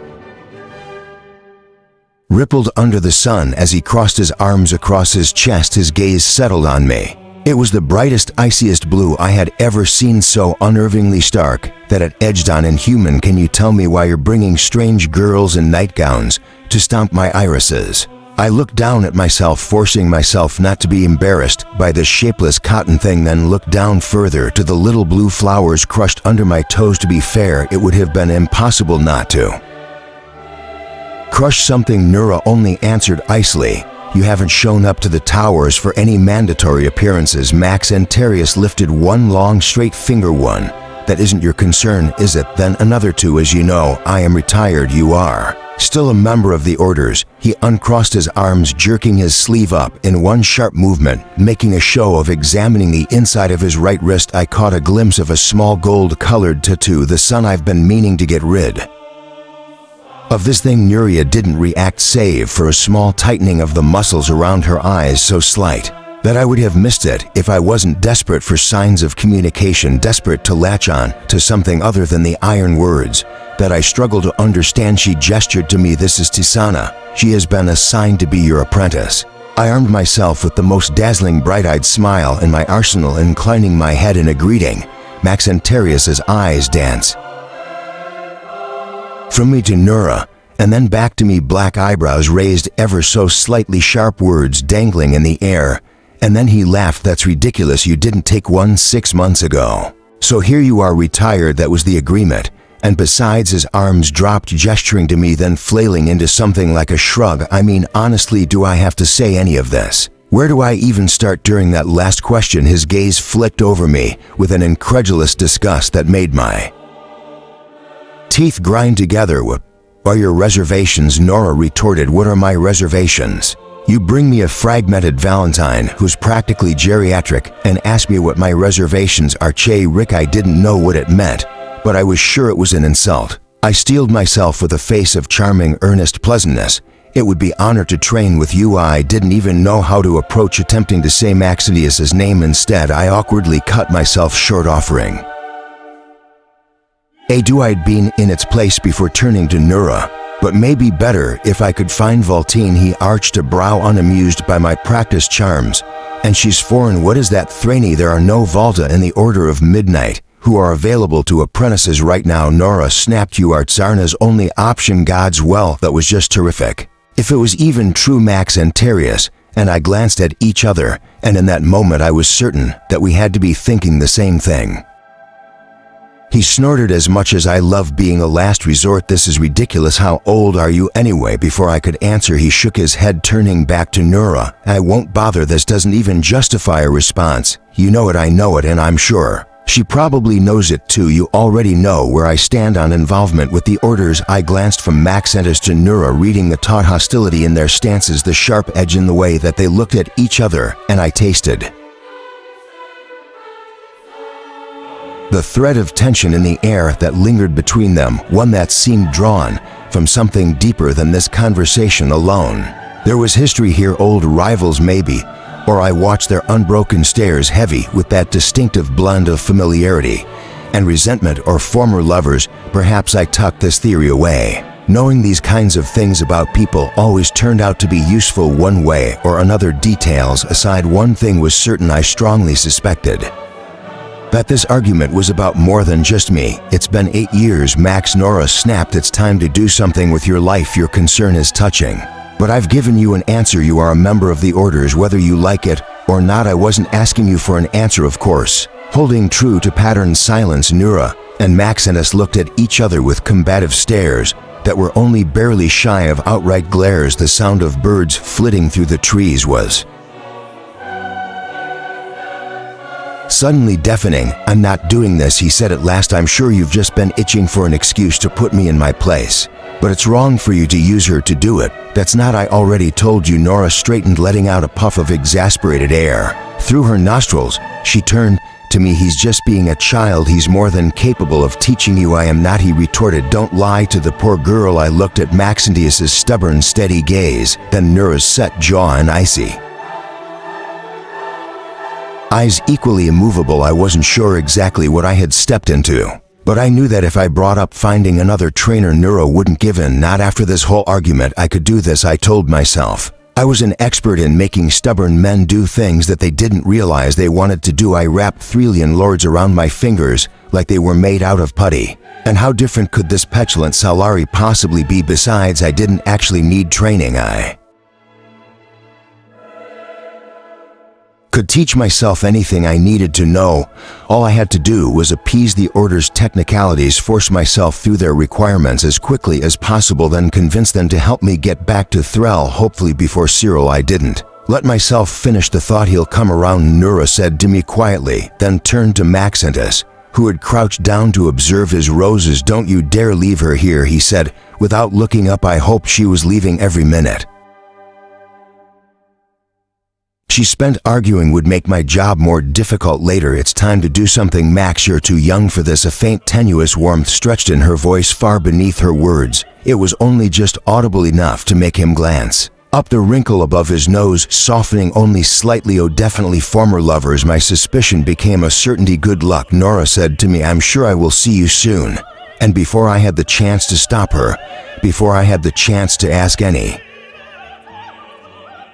of the dozens of questions thrashing in my lungs, she scribbled to jagged strokes onto her little scrap of parchment and simply disappeared, leaving me here. Damn it, I told her not to do that. Maxentus grumbled. A breeze rustled the garden, making the flower petals tremor like butterfly wings, pressing the fabric of my ridiculous dress to my back and offering a sharp, jarring reminder of my wounds. Whatever pain relief Willow had given me was starting to wear off, at least though. It sharpened my thoughts. I watched Maxentarius, who diligently ignored me. Docility was probably not the best option. I could already tell that approach would neither endear me to him nor help me make any progress. Normally I would take a more flirtatious approach, but that seemed risky too. He had only scoffed at my attempts at charm before eager protege might have potential. Maybe I just needed to figure out what I had to work with. I watched Maxentarius's back mentally, reaching into the space between us, searching for any faint whiff of his emotions, his thoughts, his preferences. A sharp, startling pain rang out in the back of my head as if my fingers had been slammed in a door. Maxentarius whipped his head around to glare at me. Do not, he hissed, do that to me ever. My jaw snapped shut, and I swallowed a rush of embarrassment. Nora had clearly shielded her mind, hiding it from my abilities. As of Altane, she would have a mastery of thoughts that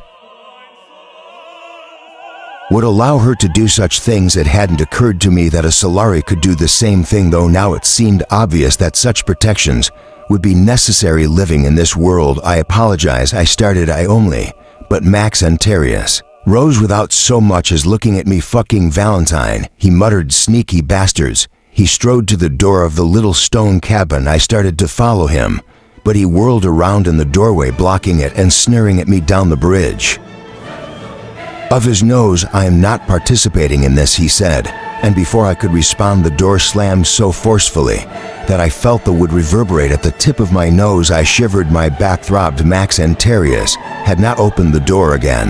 After slamming it in my face for a while, I had paced around the garden, mulling over my options.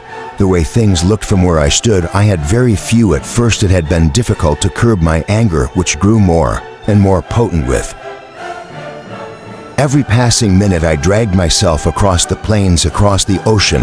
To get here I hunted and bartered and hid. I nearly died, and in a thought that still clenched shuddering guilt in my chest, I killed all of that so that I could be discarded.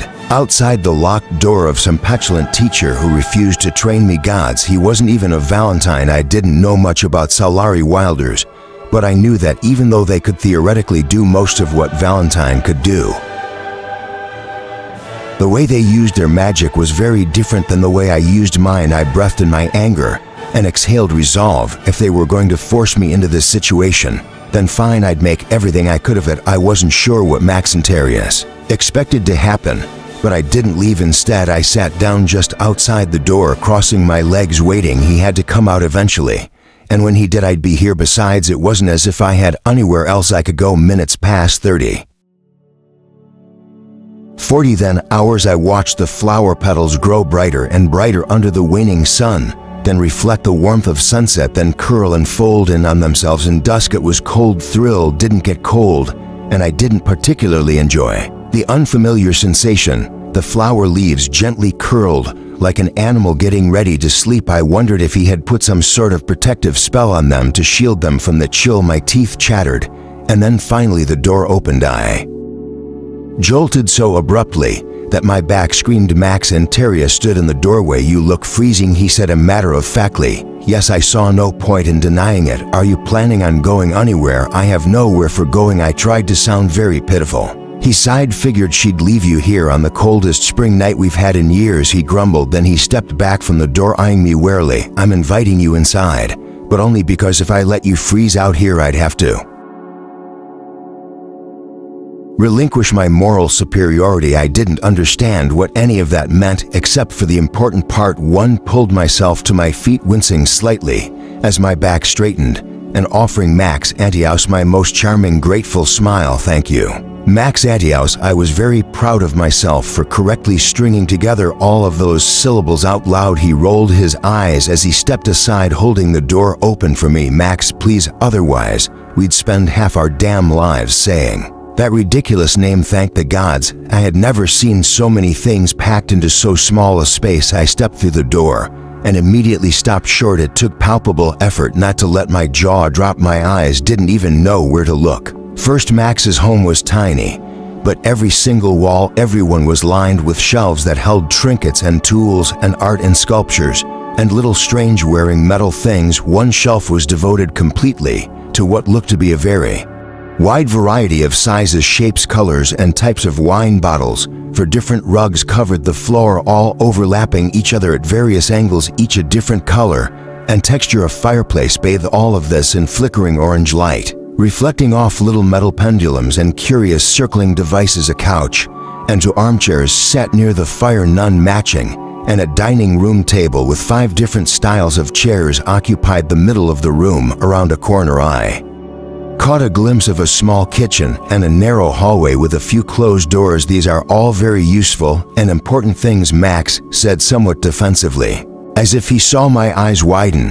When I walked in, I nodded, sure. There was no possible greater opposite to Esmeralda's vast minimalist estate. At least it was clean in here, cluttered, but clean. Are you hungry? Max disappeared into the kitchen as if answering for me. My stomach rumbled. Yes. He emerged with a bowl of soup and a teacup which he placed at the table, motioning for me to sit. I did, and he slumped into the chair across from me. He replenished a mostly empty wine glass from a bottle that was also mostly empty and leaned back in his chair. I sniffed the soup Max had given me was different than anything I had ever eaten before, thicker and heavy with the still unfamiliar smell of the ocean. I would have inhaled it even if it was disgusting, but it was good, spicy, but good. Thank you. I was so ravenous that I barely remember to say it. Max had shifted to leaning on the table, his chin propped against his knuckles, watching me in silence. I returned the favor, regarding him warily between bites. He was younger than I might have expected, perhaps late 20s, though there was a certain sharp, observant quality to his expressions that made him seem like he could be older. High cheekbones, dust and flickering violet, a flat, straight nose, delicate upturned eyes beneath creased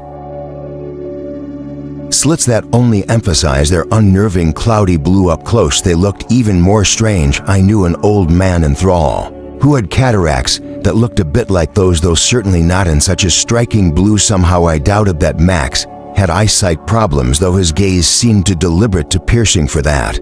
So he said it. Last year from thrall. And how old are you? To 10. I realized my mistake too late and corrected myself. 21. 21, he echoed under his breath, shaking his head as if this was a ridiculous answer. Apprenticeships are completed. 18. Do you realize how peculiar this entire situation is? I tried not to let Max see that I didn't understand, but apparently I failed, because he added, strange, unusual enough to be clear. All of this is very, very strange. Nora said of me that I cannot join orders without training, even though I'm too old. I didn't bother to hide my irritation. A smirk flitted across Max's mouth. I'm glad you have enough sense to be frustrated by that bureaucratic stupidity. I did not come here to be sent back away, here to Era, or here to my house.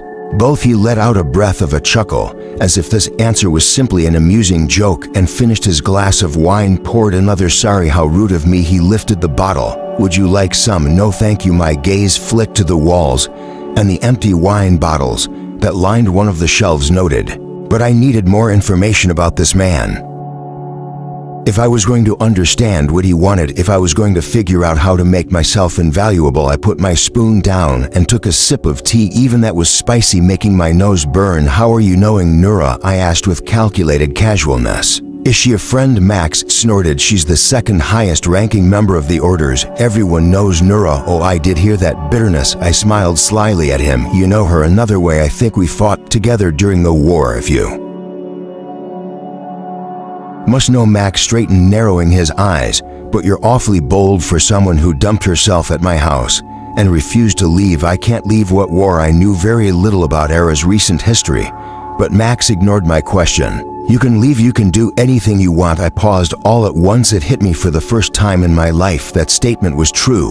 But then that realization drowned beneath an onslaught of images: Esmer's dying face, Cyril's goodbye eyes, the incriminating burn of his departing kiss on my cheek, guilt clenched in my stomach. No, I wasn't free, not really, not yet. I need to join the orders, I said. Nora says I must be here for doing this, so no, I cannot leave. Bad goal for 2 reasons. Max raised a finger. 1, because you shouldn't join the orders. I wish I hadn't another finger. And 2, because I'm not going to train you. It's not personal, it's just a matter of principle. Beneath the table, my nails clenched against my palm. I can help you in other ways. I can clean or cook. Max let out a choked laugh, brow furrowed. Are you implying that I look like I'm in desperate need of domestic help? I glanced around the cluttered house and refrained from following up on that particular line of conversation. There must be something. I don't need to be harassed in my own home. Max stood up, stretching, then took my empty bowl and teacup. You can stay here for tonight, just tonight, and then tomorrow we'll figure out what to do with you. I stood to exhaustion sank into my eyelids, my bones, my muscles. Whatever Willa had done to heal me was miraculous. But she had been right. I was still not fully recovered. Washroom, I asked, and Max's arm waved from around the corner of the kitchen to gesture me down the hall. That was a relief. At least I had no idea how common such things were in Era, and during my journey, I had to relieve myself in enough disgusting or embarrassing places to last a lifetime. I splashed some water on my face and then looked at myself in the mirror. It was an unusual piece, clearly very old, framed with tarnished gold that twisted into a morass of little creatures: bugs, dragonflies, lizards, snakes. My face reflected in the middle fit in far too well, just another thing that looked like it would be rolling around in the dirt. I grabbed a handful of my knotted hair, which I had still not managed to fully untangle, but in that touch all I could feel was Esmer's hands clutching it, dragging me down to the ground with him. Suddenly the sight of it made me ill. I peered out into the hallway where Max was shuffling around the living room. Do you have I racked my exhausted brain, searching for the right iron word. It says. I held up my 2 fingers, bringing them together, making SSSSSS sounds with my tongue. This thing. Max gave me a look of deadpan confusion. It says snip, snip, I repeated, frustrated, bringing my fingers together again. He stared at me like I was insane. The thranny word, of course, was screaming in my ears. Even as the errand one was nowhere to be found. Max snapped his fingers in realization, then opened a drawer and held up a pair of gold shears scissors. I tried to remember that and save myself some humiliation next time. I took them and returned to the mirror, and I did not hesitate, not even for a second, as I hacked my hair off in handfuls between my chin and shoulders.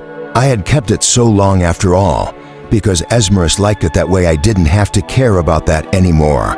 And by cutting it all off, I could release myself from his final touch, cleave away the last place he grabbed me. A satisfied smirk curled the corners of my mouth. I could feel Max's gaze as he leaned against the door frame.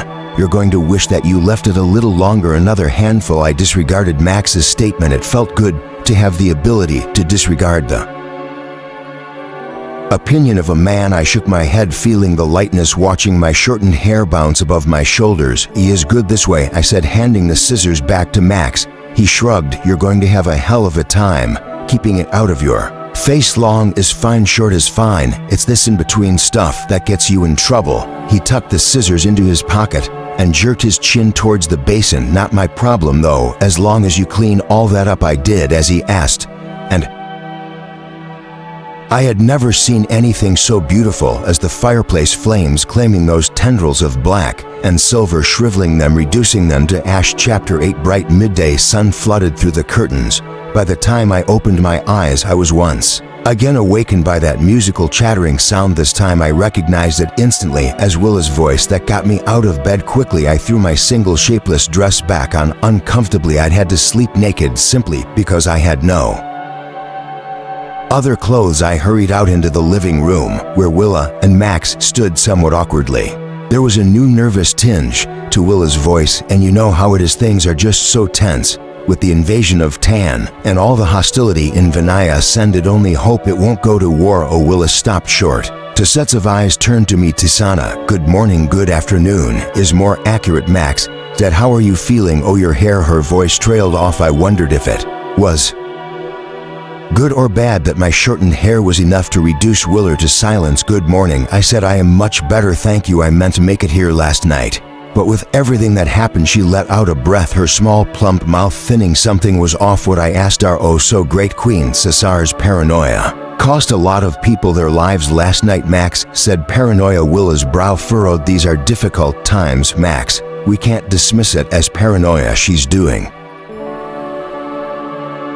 the best she can under the circumstances. Paranoia. I knew nothing about the Queen of Era until now, not even her name. The most recent history that my books covered was more than 2 decades old at this point. Still, I understood what Willa was saying before I walked into the room. War could destroy all of my plans, or it could be a chance to advance faster than I would otherwise. That thought put a nauseous pit in my stomach, and I hated myself for considering the possibility. I was very young when the Threllian lords conquered Nizarene, but some echo of my memories still recalled the smell of the capital burning, the chill of the night as my mother and I fled war, destroyed my home, scattered my people to the plains, sent me into slavery. But it also presented an opportunity. I didn't have the luxury of ignoring that before I could ask more. Willa shook her head as if to clear the unpleasant thoughts and spoke again. "Anyway, that's not what I came here for. I wanted to bring you some clothes and take a look at those wounds again since you left so suddenly. And all, I wasn't really expecting her to take you away right then and there. If I'm being honest, that's not normally how things are done." "Don't bother," Max cut in. Before I could respond, "She's not staying. In fact, this is an excellent opportunity for you to take her back to the towers." Ooh, I didn't understand why he had to be such an ass about it. Willa's fingers played around each other. Max, I realized, made her nervous. Interesting. Max gave her a deadpan stare. "I'm serious, Willa. Well, this pose is a problem. The only problem anyone should be talking about is the fact that I already told Narine." "No," he threw up his hands. "How come no one ever discusses that problem?" "I don't care who trains," I said, growing increasingly irritated with this discussion. "I will train with anyone. I only want to join the orders." "See, anyone could do it," Willa picked more ferociously at her fingernails. "Apprenticeships were assigned 6 months ago, Max. And with everything happening right now, there's no one else available." "Who? There's no way that's actually true." Willow looked so startled at being outright accused of lying that I felt bad for her. "It is true. I checked." "Shit, I had still been holding out hope that Max wasn't actually my only option." "If you don't do it," she went on, "then no one can, at least not for another 5 months. And the current crop of senior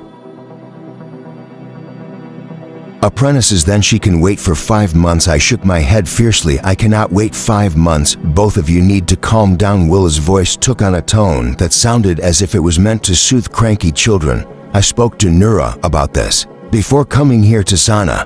Because of your unusual situation, we're willing to let you do your first round of tests early. The other apprentices have their evaluations in 5 months. You test with them, and from there we can see whether you're fit to move forward more quickly." If this was supposed to be good news, it didn't feel like it. I nodded and tried not to show how tight my jaw was or the way my fingernails dug into the flesh of my palms. Who knew where Cyril would be in 5 months, where any of my friends would be by then? And that was only the start. "Calm down," I told myself. "You'll prove it to them. You'll find a way. You always do." This still doesn't change the fact that I won't train her. Gods, I wanted to throttle him after 5 months, Willa said somewhat pleadingly.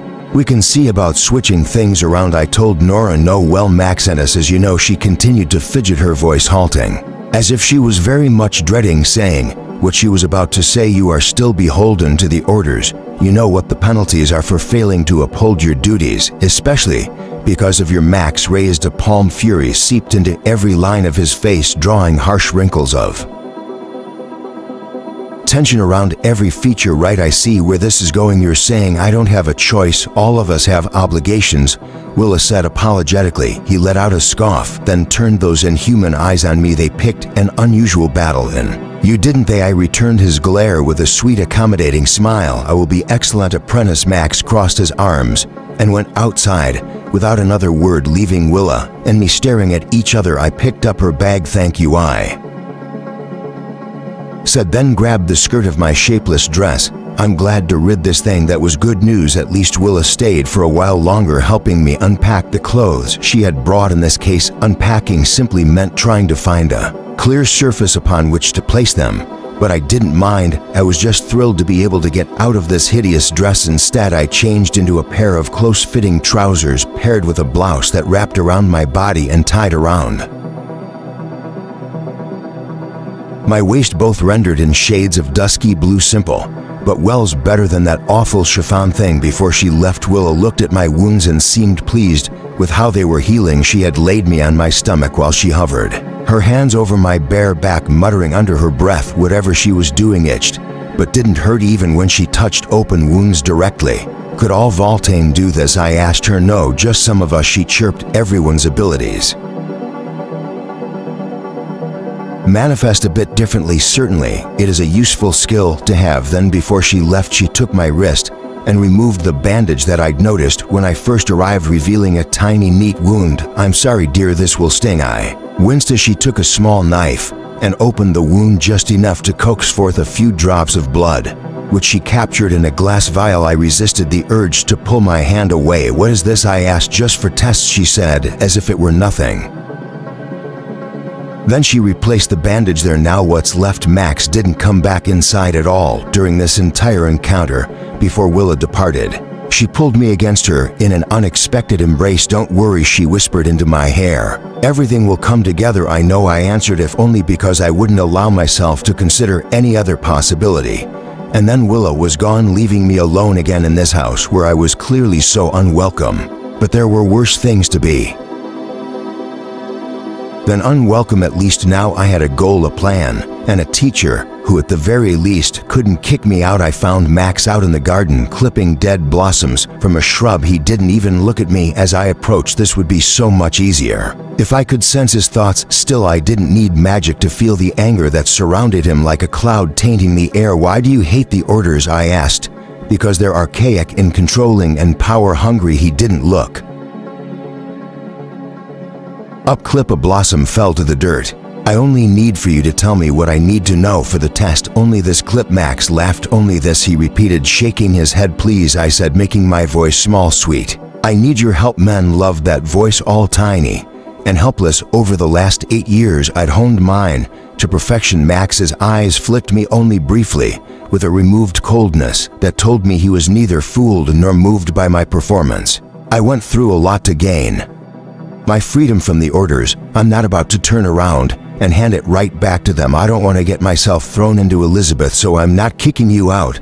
But make no mistake, I don't plan on making this easy for them, Elizabeth. It's a prison. That's beside the point. Clip. Max scooped up a handful of brown wilting blossoms. He didn't even look down as fire rose from his skin to consume them in his palm. It took me a few seconds to find the Thranian translation for prison stored in my mind, but when I did, I wondered what Max did to be in such precarious standing that I could get him locked up. You can do what you want, he said, but I'm not participating. I stood up, crossed my arms. Fine, I'm glad we understand each other. He did not look at me. I didn't need him anyway. I had 5 months. That was more than enough. Chapter 9. I began by raiding Max's bookcases, sprawling the tomes all over the floor, and chipping through words I hardly understood.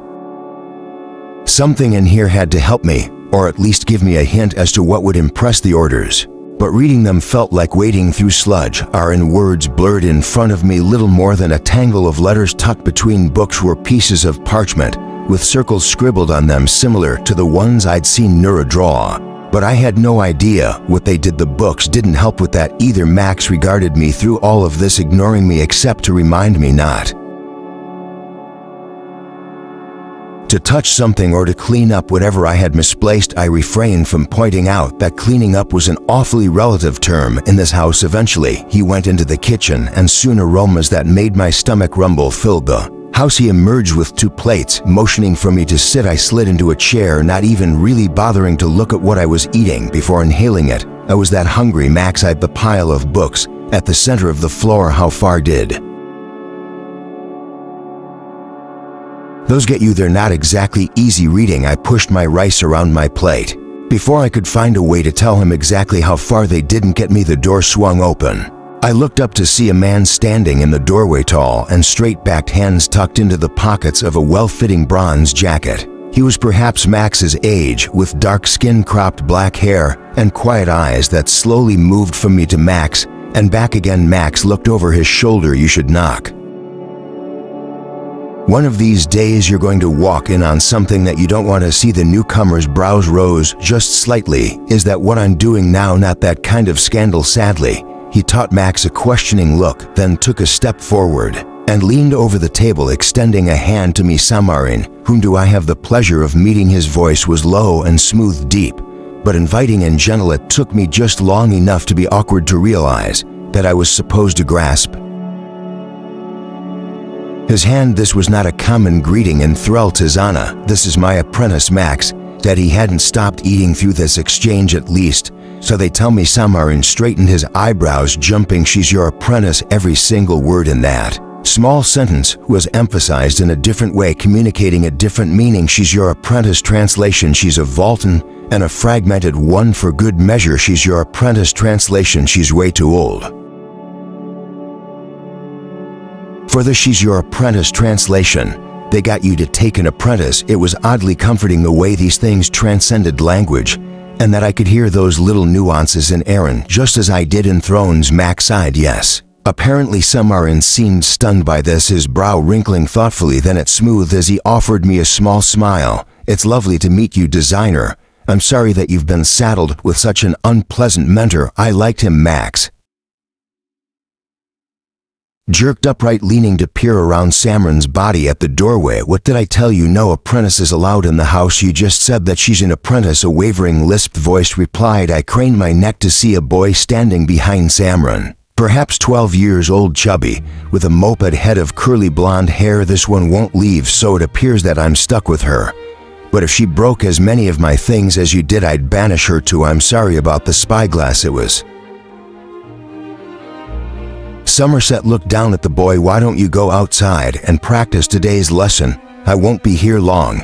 But moth, the patience in Samarin's voice was so threadbare that it sounded within seconds of tearing the child's side. "Fine." He huffed, then retreated into the garden. Samarin shut the door behind him, letting out a low, exasperated breath as he sank into a chair. "That boy, you have no idea." "I had some idea. I have some idea," Max said. 5.5 years left. Samarin eyed the bottle of wine. Max poured him a glass and slid it across the table. Samarin straightened as he turned back to me, as if he was trying to shake off his frustration. "So Desana, tell me about yourself." He was so soft-spoken that I found myself leaning closer in order to hear him. I wondered if this was intentional. "Nora just left her here yesterday." Max grumbled. "My question was not directed at you." Samarin gave Max a withering look, then turned a much more pleasant gaze to me, waiting politely. "Yes, I decided I definitely liked him. I must apprentice for joining the orders. Max is the only one who can do it. So I am here." A flicker crossed Samarin's face. "Gone before I could identify it." "Then you aren't from Era, are you?" "Oh," he was pretending that my accent wasn't that noticeable. "Very cute. I came from Thrall." "That is a long journey." I nodded. Samarin's fingers hovered at his chin, thoughtfully brushing his cropped beard. "And you came just for the orders?" I nodded. "I met a Voltan Zereth who teach me about them. He said he would introduce me." But Samarin and Max exchanged a look. Max sat up straighter, suddenly attentive. "Zereth Aldris." "Yes." I flicked my eyes between the two men across from me, my own interest piqued by theirs. "You know him. What was Zereth doing in Thrill?" Max asked. "He said order things." I tried not to look too interested. "Why silence for a second too long?" "We're just curious." Samarin said. "How do you know him?" "It's a long story." Samarin, I don't mean to interrupt you, but Max stood up, peering out the window. "Your apprentice has set my rose bush on fire." Samarin jumped to his feet, muttering a word that I didn't understand, but was spoken with the violent enthusiasm of a curse. "That boy, you have no idea." "I have some idea. I thought 5 years for months and 26 days. Samarin paused at the door, his voice softening into a honeyed tone that I suspected was reserved only for attractive young women. "It was lovely to meet you, Tizana. And you?" I unleashed my most well-practiced charming smile. I wondered if Samarin would be open to taking a second apprentice. He seemed far more agreeable. "What about me?" Max said. "Was it lovely to see me?" Samron Samarin placed a sarcastic hand over his heart. Always Max. Then he slipped out the door, leaving it to slam behind him. In the distance, we heard his voice moth by the ascended.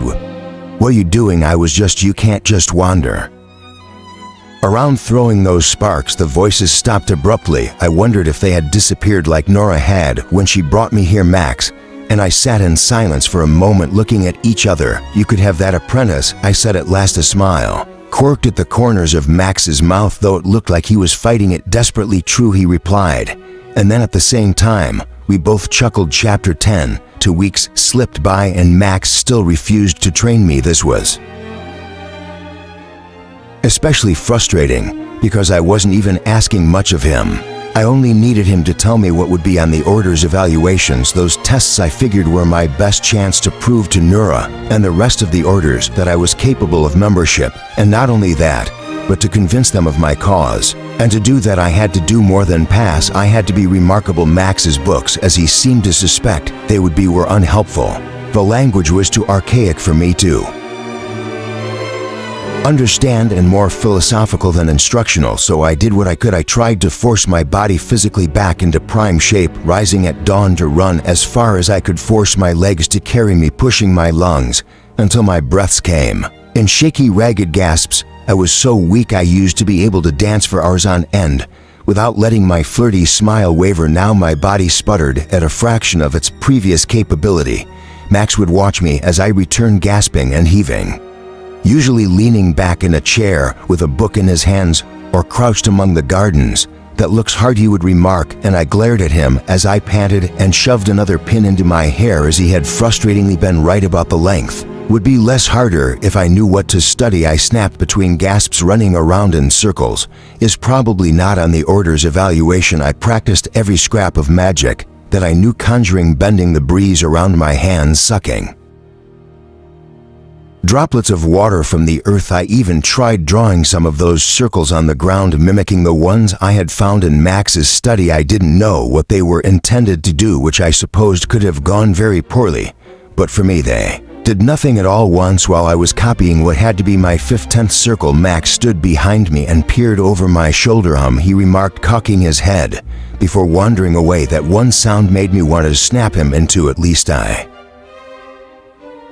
was doing something unlike Max, who seemed fairly committed to doing absolutely nothing ever. On a particularly cold day, he stepped outside, shivered, looked up at the sky and declared, I'm not made for this, before wandering back into the house. I quickly learned that Max was apparently only made for an exceptionally narrow set of environments, temperatures, activities, and interactions. I wished Samarin would come back. Maybe I could have gotten more help from him, but the weeks passed and it was just me and Max, mostly ignoring each other. I never let him see anything but determined, steadfast confidence. But at night, curled up in my small bed in that ridiculously cluttered room, sleep taunted me every time I closed my eyes. I saw the betrayal in Admirus's dying face. I saw the affection in Cyril's goodbye, felt his kiss on my cheek. I heard Nora's voice reading Zareth's letter, and I had the same dream over and over again in a terrible way. It was funny.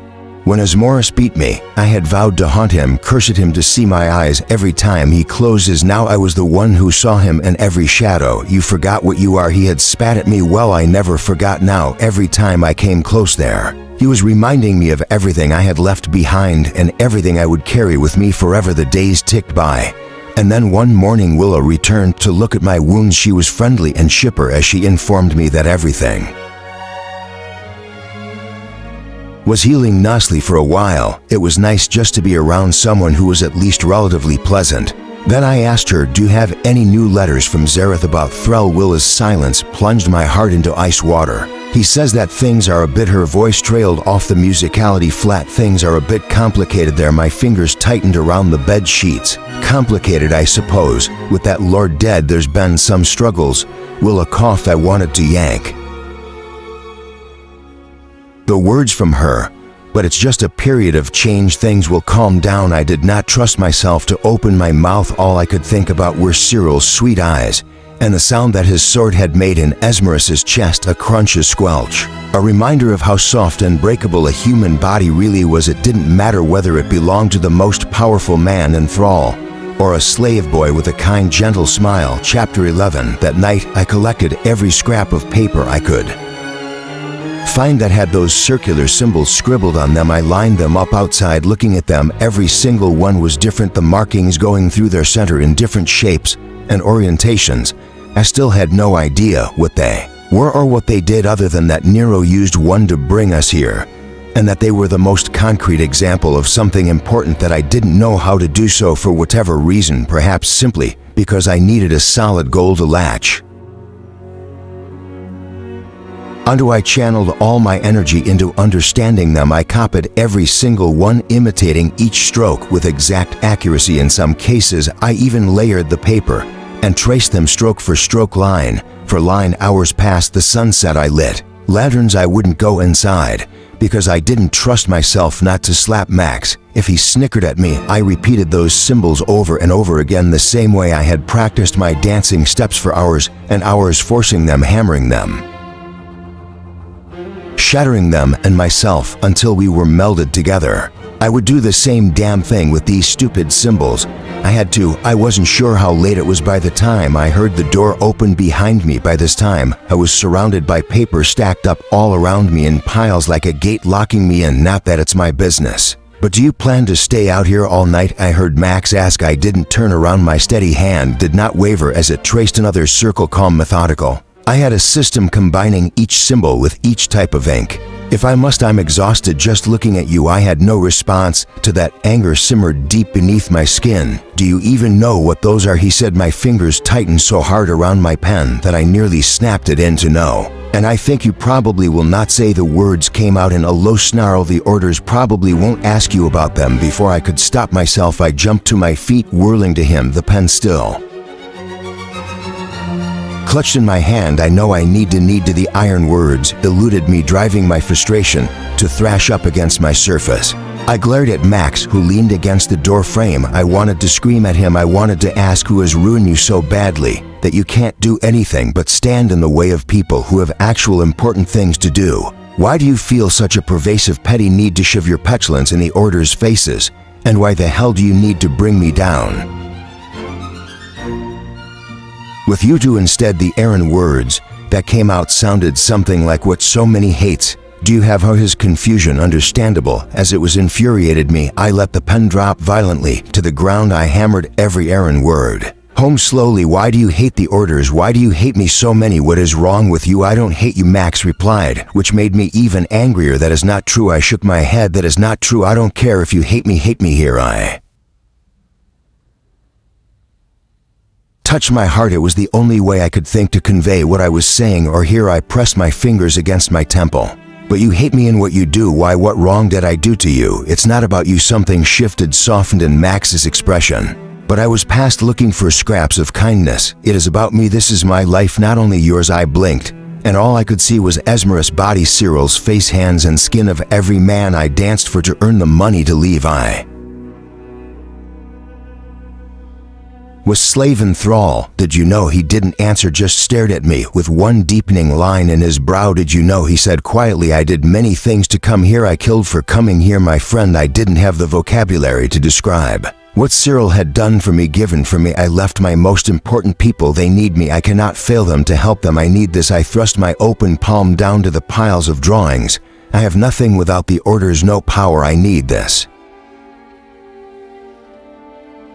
They need this. I didn't make myself all of these terrible things, a whore, a killer, a traitor, just to be ignored and discarded before it could be worth something. Max's mouth thinned. I couldn't read him, and I did not try. I was long past caring what he thought in that moment. I didn't care what any of them thought. All of these people who my entire life had used me as a part of their stories, had assumed that I was a set piece in their lives, like Esmerus did, like every lord I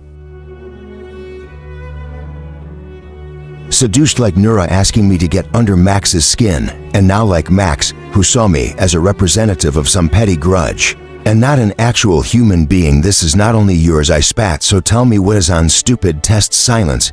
My rage receded slightly, like a wave falling back after crashing on the shore. In that brief reprieve, I cursed myself for losing my temper, wondering if I had forever ruined the ability to mold my relationship with Max by showing him something so raw and Impulsive, he just stood there staring at me. "You're a slave," he repeated. I paused, taken aback by the look on his face, still exhaling the remnants of my fury. "Yes," I answered at last, "and your plan is to join the orders and then use their influence to help the other slaves in thrall." "Yes." He tucked his thumbs into his pockets, letting out a breath that was too long and slow to be a sigh. The unforgiving hardness of his features cracked, shifted just slightly. "It won't work. I will make it work. That's not how it goes. It's not that simple. I do not care. They aren't going to make this easy for you," I scoffed. That was certainly already clear. "I know the orders are—" He paused, shaking his head. "They aren't good, maybe. Once they were used to accomplish great things. But now they're all used and run by very flawed people." Those bright eyes went far away, as if lost in the past. As much as I wanted to deny it, I was sure that in some ways he was right. Perhaps the orders were not the benevolent organizations that they once were. But I needed them, and maybe in a way they could need me too. Maybe I could make myself into something valuable. Perhaps they could do great things again, I said. A bitter laugh slipped between Max's teeth. Maybe he didn't sound convinced. "I have no other choices." He looked down at his feet, hands in his pockets. And there was a long, long silence. When he lifted his head again, his gaze met mine with a stronger determination, fragile but fierce like a sheet of cracked glass. "You're really going to do this? Force the orders to do something worth doing?" "Yes," I replied without hesitation. "I don't know why I believe you." But I could see in his face, in that eggshell hope in the near invisible bob of his throat, that he did well. He shook his head, then turned to the stacks of papers. "These are stratagrams. They're used to direct magic from more complex spells, kind of like instructions." I looked down at them, rustling in the breeze around my feet. "I've seen them only one time on Valentine's slave, complete Valentine, not like me on her arms." I extended my forearm, demonstrating where I had seen the marks tattooed up and down the woman's albino skin. I had tried to talk to her, that excited to meet someone else like me, but she had only looked at me with dead eyes. A muscle twitched at the bridge of Max's nose. If she was a slave, it was probably meant to cripple her power, direct her magic away from being anything useful. Imagine tying a cow's head to its tail. But as a tool, they're more commonly used by Solari. Since our magic is so much more external than yours. When we looked at each other again, the corners of his lips were curled in a confident smirk, as if that brief flicker of vulnerability had never existed. "But these are very advanced. We won't start here. We won't start here." My heart leapt. I nodded eagerly, so grateful to have an ally. A lie that I didn't even care that he was overwriting my plans. "Come inside, get some rest if you're done littering up my garden anyway." He opened the door, stepping aside from me. "We'll have a long day tomorrow." I went to the doorway, then stopped before I entered, turning to Max and regarding him in silence. Shadow doused the hard pains of his face, but his features were so sharp that they sliced through the dusk, meeting mine with equal determination and wary curiosity. We stood only inches apart, each allowing the other to peer into a rare guarded honesty. The urge to thank him lingered at the tip of my tongue. Don't thank him for doing what he should have done to begin with. A snide, colder part of me hissed. "I don't know why I believe you," he had said, but I knew he believed me because he wanted to believe me, wanted to believe in the possibility of something better, however unlikely it was, and that was something that sank into my soul like water after miles and miles of parched desert. "Thank you," I said, and went inside. Chapter 12. "That's it. That's what you've got." Max sat cross-legged among the tall, rippling grass, watching my silver butterflies rise into the sky. "That's it," I echoed. "I mean, that's it." It was impossible not to be insulted by this reaction.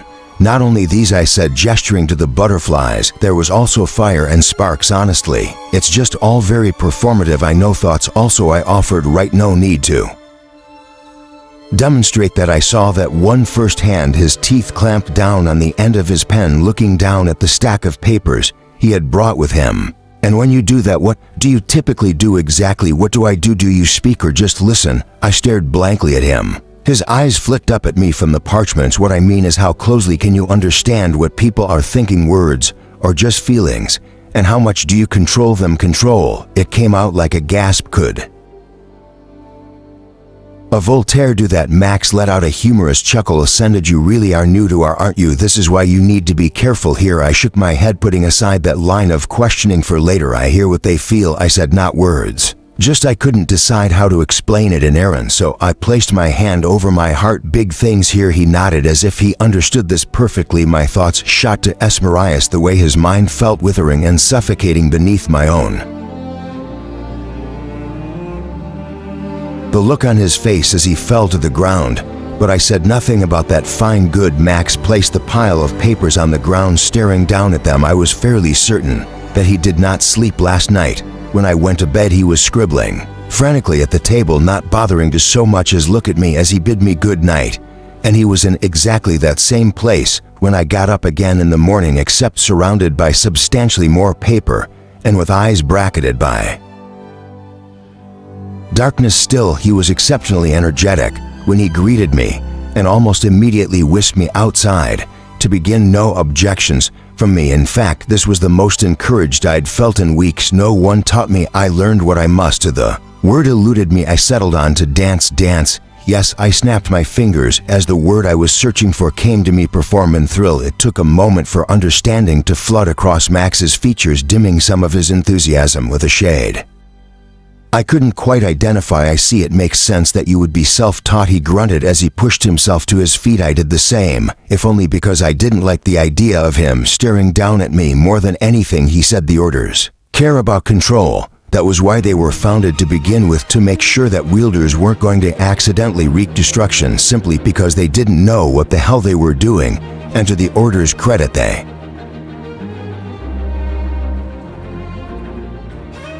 fulfill that role very well. When wielders wreak destruction, it's usually because they want to, unless we're talking about moth and my roses. Max glowered at the scolded flowers for just a moment before turning back to me. You seem to like conjuring, so let's start there. And there's potential with that thing you do, turning the butterflies into glass. That's impressive for a Valentine. They struggle with physical things like that. I must have looked pleased with myself because he raised a finger. Don't get too full of yourself. Your accuracy is still a mess. He picked up a flower, a little yellow one, with layers and layers of tiny long petals. Let's start with this. I want you to make me a copy of this flower. Easy. I began to smile, but again he raised that finger. No, get that cocky smirk off your face. I'm not asking for what you think. This flower looks like this exact flower, every little detail the same. I looked from Max to his raised hand to the little yellow flower, all of those layers and layers of petals. I was sure I could do it, but was it really any more impressive than my own tricks? People liked performances. They liked to be dazzled, and I would certainly need to dazzle the orders to accelerate myself. This will really help me impress in tests, I said, skeptical. Are you implying that I'm leading you astray? The look on my face must have betrayed that I knew almost none of those words. Max let out a breath through his teeth. Listen, many people believe that fragmented Valentine are less capable, the idea being that Valentine magic bleaches hair and skin. So by that logic, someone like you, someone like me, would be inherently less powerful. I nodded, glancing down at my hand and my titanium fingers. Those patches of gold had hurt my value as a slave, and now they hurt my value as a Valentine too. It's not proven. The point is, many people, especially full Vaughton, will be expecting you to fail. They'll be looking for a reason to prove that you're not capable of doing this. We'll make sure that you knock their moon-obsessed robes off, absolutely. But when you do it, you need to be technically perfect. We'll make sure. Apparently, there was a we now. I had to admit I was pleasantly surprised, if somewhat perplexed, by how quickly Max had gone from trying to drive me away to being so deeply invested in my success. I will be, I said. You'd better. I have other things I could be doing. Make it worth it. Max handed me the flower. Remember exact. It turned out that my little assignment was harder than I thought it would be. My first flower came easily, hovering silver and translucent between my hands, but Max took one look at it and shook his head. What did I tell you? That's not this flower. It's a flower, or worse. What do you think a flower looks like? There's nothing real about that. It took only one more long look at what I had created to realize that he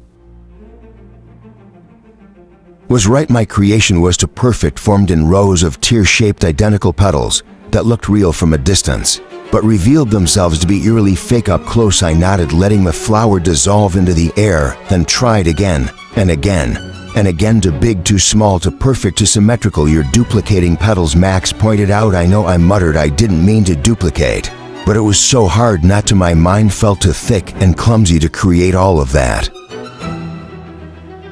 Detail. My head pounded, but I offered no objection, no complaint. Hours passed. My conjurings began to take longer and longer, flickering and writhing in the air like smoke. Soon Max and I both had to squint into blinding sunset light. We can stop for the day, Max said, rising to his feet. Even experienced wielders would struggle with this. You don't have to get it tonight.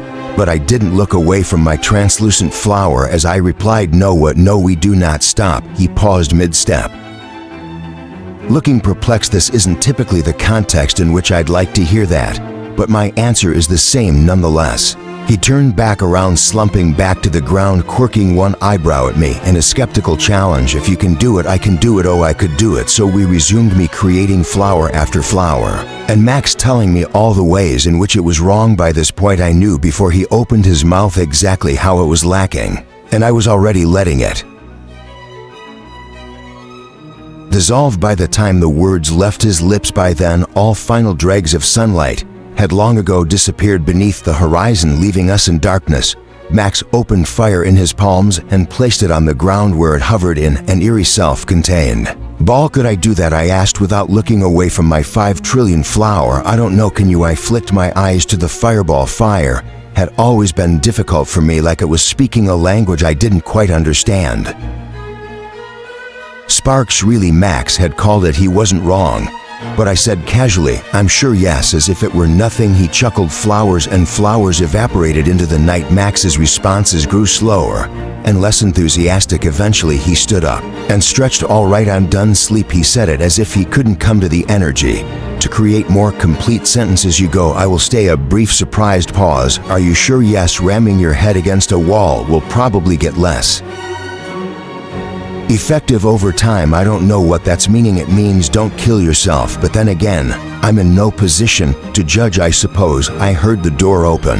Even as my eyes were unwaveringly focused on the petal, I sculpted good luck. A bitter smile twisted the edges of my mouth. I do this so I don't need luck. I can't decide if that response is charming or terrifying. And with that, he closed the door, leaving me in silence, singularly focused on my work. It was comforting in a way to have something to fight for, to push myself beyond the shadow of talent and forge my success out of something stronger. There was a certain meditative quality about throwing myself against a stone wall again and again, chipping away at it. I could feel it cracking beneath my fingers. Even as I felt it cracking me, at the end one of us would be left standing, and I wasn't about to let myself break. I eventually began conjuring each petal individually, figuring out how to hold the others in my mind as I moved on to the next one, and the next, and the next, and then after that I forced myself a step further, figuring out how to turn it into glass without letting all of those separate petals slip through the grasp of my mind. The sounds of the nighttime bugs and creatures faded. The sky turned purple. My vision blurred. My head grew leaden, throbbing behind my eyes, ears, temples. Desana. It was Esmeralda's voice, at first accusing and pleading all at once. Tisana. The murkiness dripped away, peeling back the memory of my former master's face's betrayal. I opened my eyes to see a bright sky, tree branches and green leaves encroaching on the edges of my vision, and a pair of angular bright blue eyes looking down at me from beneath perplexed brows. I had fallen asleep. I told you that slamming your head against the wall wouldn't work, Max said. My head sure felt like it had been slammed against something. It throbs so intensely that the colors of my vision grew brighter and dimmer. With every rhythmic beat of pain, I reached to my side, my fingers groping in the dirt, closing gently around something hard. It didn't. I smiled at him as I opened my fingers to reveal a glass flower, every petal different, perfectly imperfect, an exact replica. I had never tasted anything sweeter than the quiet, muted surprise on Max's face as he took the flower from me, turning it around in his fingers. Good, he said finally. There was a hint of a question mark at the end, as if he wasn't quite sure what to make of it. I let my throbbing head fall back into the grass, allowing the flowers to hide my grin. Gods, I forgot how wonderful it felt to exceed expectations. Chapter Thirteen, the fish burned my throat. I'd never really had much for home, so I perhaps naively thought I would be immune to homesickness. Not true. It turned out there were many things I missed about Threll, even about the Mick of Estate, though. Only home I had known from my adult life. Near the top of that list was food that didn't hurt to eat. Aaron's apparently confused taste with pain, or at least Max did. He kept turning that glass flower round and round in his fingers as Yet to my delight, he had nothing bad to say about it. Now you just have to learn how to do that in seconds instead of hours. I replied, even though the prospect of it seemed dizzily daunting. We will continue after eating, I said this very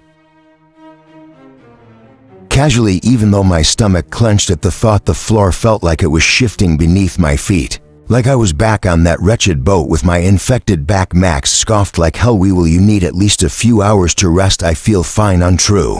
But I had no time for rest, and besides, the thought of lying there with nothing to occupy myself but my thoughts seemed far more intimidating than forcing myself through exhaustion.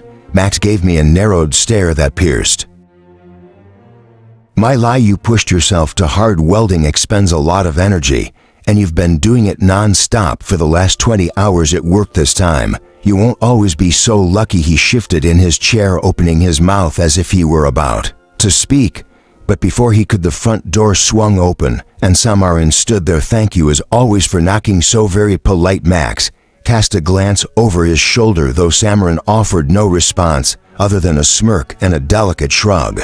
Did you bring our favorite apprentice-sized ball of destruction? Because if so, he is not allowed in the house or the garden. I suppose he can sit very, very still in a corner somewhere, touching nothing. Morth is visiting his mother. Samarin slid into the chair beside Max. Thank the ascended, and you choose to spend your precious freedom with us. How sweet. Limited freedom. I have a client soon. Samarin's gaze settled on me, pausing for a moment. I wondered if he heard it. To the U.S. How are you, Tizana? You look a bit. I'm fine, I replied at the exact same time that Max said. She spent all night making this. He handed Samarin my glass flower, who examined it thoughtfully before glancing from Max to me. Good work, thank you, I said at the exact same time that Max remarked. It's acceptable. Samarin looked from me to Max, back to me. I was not typically one to be self-conscious, but I had to resist the urge to squirm beneath the assessing weight of his gaze. Client, I asked. Samarini is a healer, Max said frankly. It was a relief to hear that answering for others was not just something he did to me.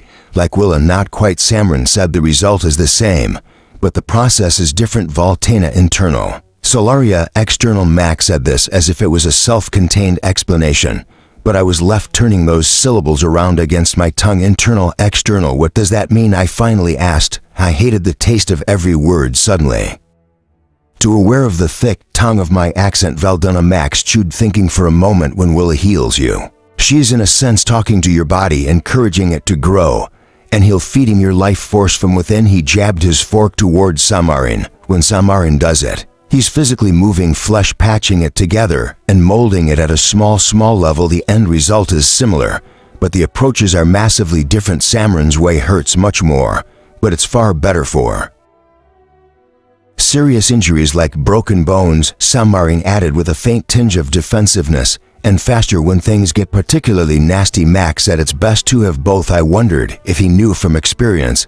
I see. At least I somewhat did. The boundaries would become more clearly defined. I was sure the longer I spent. An hour. I had met a Solari only once, a beautiful raven-haired woman who had attended one of Osmar's parties. She was a wife of a lord, but was unusually kind to me for a noble, enhancing my performances with conjuring of little dancing lights and making the gold statues undulate as if they were moving with me. It was clear to me then that she used magic differently than I did, but I didn't fully understand how. Anyway, with that little lesson, Max stood up and started down the hall towards the washroom, leaving Samarin and I in awkward silence. I chewed the final forkful of my scalding fish. Samarin spoke first. It looks like his attitude has changed since I was last here. No choice, there was no one else, I said this matter-of-factly, as if we didn't both already know. It was far from enough to change Max's mind. It takes a great deal to convince Max to do something, Max said, stroking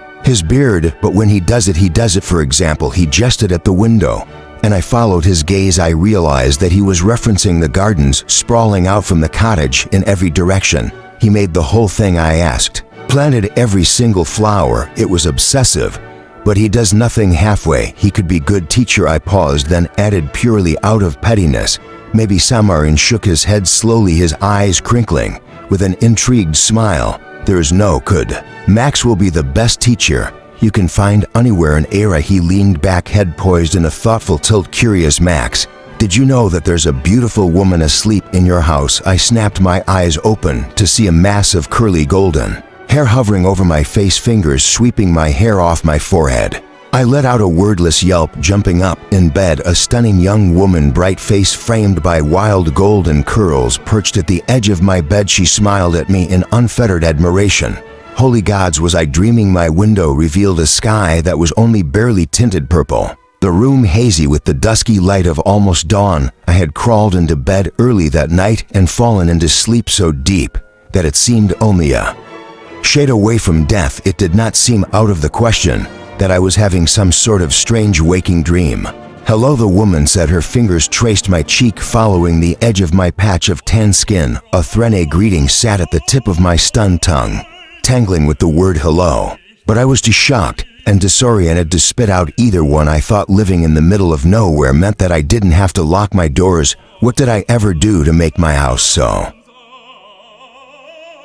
welcoming? Max's voice, rough with sleep, approached from the hallway. I really tried to be as unpleasant as possible. He appeared in the doorway, and I glanced at him before quickly looking away. He stood there leaning against the frame, patting hair that stuck up at the back of his head. Crumpled linen pants rested low on his hips, and he was shirtless, lean muscles shifting across his stomach and chest. As he yawned, he looked different than I would have expected, considering that his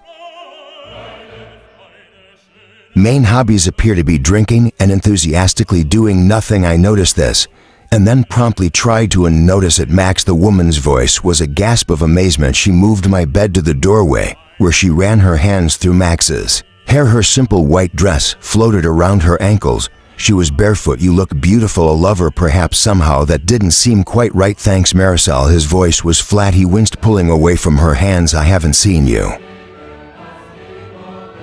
around here in a while. Marisol didn't even appear to hear him. Instead, she looked back at me with the amazement of a child, pressing her palms together. Look at her. Isn't she lovely? Look at that eye. It's the same color as the sun through the leaves. Did you notice that she's two different colors, Max? And I glanced at each other. I pulled my knees up to my chest and wondered if I should be alarmed that he was so unalarmed. I did in fact notice that he sighed and rubbed his eyes. Where have you been? I traveled the coast all the way to the capital. I told you that wasn't a good idea. Marisol spread her arms out. The wines just took me, Max. Every word she spoke was a sing-song note, breathy and amazed. It seemed off, and the more I watched her, the more something seemed strange about her stare, as if it looked past me, past Max, past everything that touched her delighted gaze. Max sighed, then he placed a gentle hand on her shoulder, nudging her out the doorway. It's not even sunrise yet. Let's go. They padded down the hall. I slid out of bed and followed, too curious to remain in my room. When I reached the living room, the door was already open and a mirror swung against it, face tilted to the garden. Oh, how I missed the flowers here. Rightfully, Max said, they're worlds better than the fussy terraces you saw in the capital. A lovely smile spread across her face. I missed you, Max. You are so nice. I always loved that you're such a nice person. If I hadn't been so perplexed, I would have laughed at that characterization. Thanks, Marisol, he replied, unaffected. And then she spun to face me. And you're just so lovely, Tizana, truly beautiful. Thank you, I replied, because I wasn't sure what else to say. It took me a moment to realize that I had never told her my name. Don't get into trouble, Max said to her. But by then Marisol had floated out the door, transfixed by the flowers. He closed it behind her and let out an exasperated sigh. Ascendant, what a way to wake up. What is wrong of her? What makes you think anything is wrong with her? I gave him a look that silently reprimanded him for having the audacity to think I'm stupid. She's harmless, he said. She just wanders around. She's a little strange, but I suppose that makes sense since she wasn't always human. What was she? I asked, immediately fascinated. A hummingbird. I blinked blankly at him. He picked one of the many gold figurines off the mantel and tossed it to me like this. I looked down at the image of the bird in my palm, the pointed wings and long beaks. We had them enthralled to, though of course the Threnyu word was different. My nose scrunched up a humming. Bird, I repeated, practicing the word. I got the distinct feeling he was teasing me. Yes, Max replied a little too casually. She wanted to be a person, so I made her into one. You've made her. Yes, you can. Yes, I glanced at the figurine, then at Max, who looked far too pleased with himself. You are lying, I said, making joke. Me never. I'm thoroughly humorless. He yawned. Anyway, I'm sure we'll see her here more often. She likes the flowers. Understandable, I suppose. Roughly 3/4 of me was sure that he was messing with me. The other quarter thought that he was at the very least heavily exaggerating. It's too early. I'm not made for this. Max began slinking back towards his bedroom. Hopefully I can get a few more hours of sleep without anyone else wandering into my house. Since that is apparently the fashionable thing to do these days, I stood in the living room for a few minutes longer, the bird figurine still in my hand, thinking about the emptiness behind Marcel's features.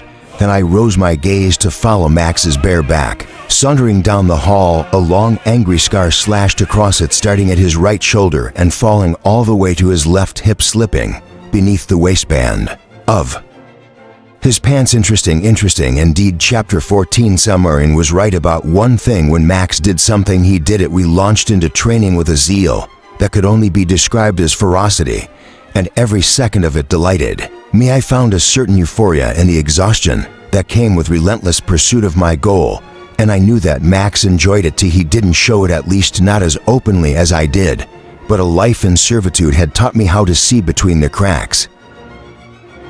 Max's were few and far between, but the energy that seeped from them fed my own. We rose every morning at dawn to begin work. Max insisted that I relearn everything that I already knew despite my protests. You can't give those bastards any opportunity, he pointed out constantly, so your basics need to be flawless.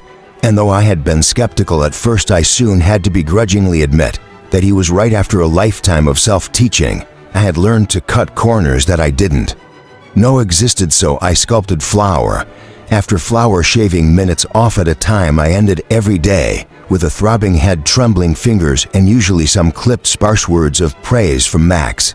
But though I relished the fact that he approached our training sessions with enthusiasm that matched mine, our partnership was still far from perfect. Outside of our lessons, we did not talk much, mostly because I never wanted to be outside of our lessons. I pushed him constantly. Another hour and another, one more set of lessons, one more round of practice. Sometimes he indulged me, other days he would roll his eyes, loosen some vaguely insulting quip, pour a glass of wine, and disappear into his room. No matter, I would practice on my own until I couldn't keep my eyes open any longer. When they finally shuttered, I would be greeted with the same images every night, as Morris's face, Cyril's eyes, the crack of the whip, the smear of blood on my fingers. I always knew somehow that it didn't all belong to me. I tried to avoid sleeping whenever possible. It was, I told myself, a waste of time anyway. And for all Max scolded me about the necessity of rest, I knew he hardly slept either too often. When I crept from my bed in the middle of the night, I saw the soft glow of flickering light beneath his bedroom door. Sometimes I would see his silhouette out in the garden, pruning dead blossoms in the middle of the night. Surely he must have seen me too, but I was relieved that he never approached me. There were certain things I was not ready to let him see, and he seemed equally uninterested in indulging my curiosities. Only one time in those weeks did he acknowledge me. It was a particularly brutal night for me, and I was plagued with nightmares so vivid that they curdled the blood in my veins. I couldn't practice, I couldn't study. Instead, I escaped out into the garden, pacing wide circles around the cottage, desperate to slow my racing heart. Eventually I grew so agonized and frustrated that I let my knees buckle beneath me near tears. You forgot what you are, the words looped over and over again, and all I wanted was for my mind to be quiet for just 1 minute, 1 second. I sat there kneeling in the damp soil, head bowed for what felt like hours. And when I finally lifted my head, I caught a glimpse of a pair of blue eyes peering at me through the curtain. My cheeks burned. Embarrassed, I dragged myself up, dusted myself off, and went back inside. I resumed my studies until finally, mercifully, sleep took me over. My books Let's try something different today." Max sipped his tea, his back to me as he stared out the window. It had taken me a few minutes to scrape up the courage to even look at him the next morning, embarrassed that I had unwittingly let him see me in such a state. But once I did, I was careful to be a perfect picture of my typical everyday self. I paused, my fork halfway to my mouth. "Different," I echoed. "I have some errands to run in the city." "You've never been there, have you? The city, the capital?" I shook my head, even though his back still faced me. No, I had seen it from a distance during my brief stay in the Tower of Midnight. But that hardly counted. I had read about Era's capital city, and my books had made it sound so alive, so grand. A small part of me, fine, a large part of me, was eager to find out whether it was everything I pictured it would be.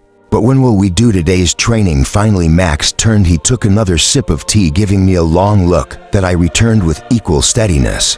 "I think," he said at last, "that you've been doing plenty of training." Self-consciousness prickled at the back of my neck. "I only have 5 months," I said. "I cannot waste time." He let out an exasperated sigh and pinched the bridge of his nose. "Fine. We will go to the capital for a few hours this morning, and then we will continue with a lesson this afternoon. Does that satisfy your compulsive productivity standards?" I paused just one morning to think about something other than my upcoming evaluations. One morning to see the city, and not just any city, but the capital of Era, a place I only dreamed I'd witness with my own eyes. "A few hours will be all right. Just this once." A smile yanked at the corners of my mouth without my permission. "I think maybe that will be fine." Max gave me a little reluctant smirk, raising his teacup. "And thus Arthurian princess has spoken." Chapter 15.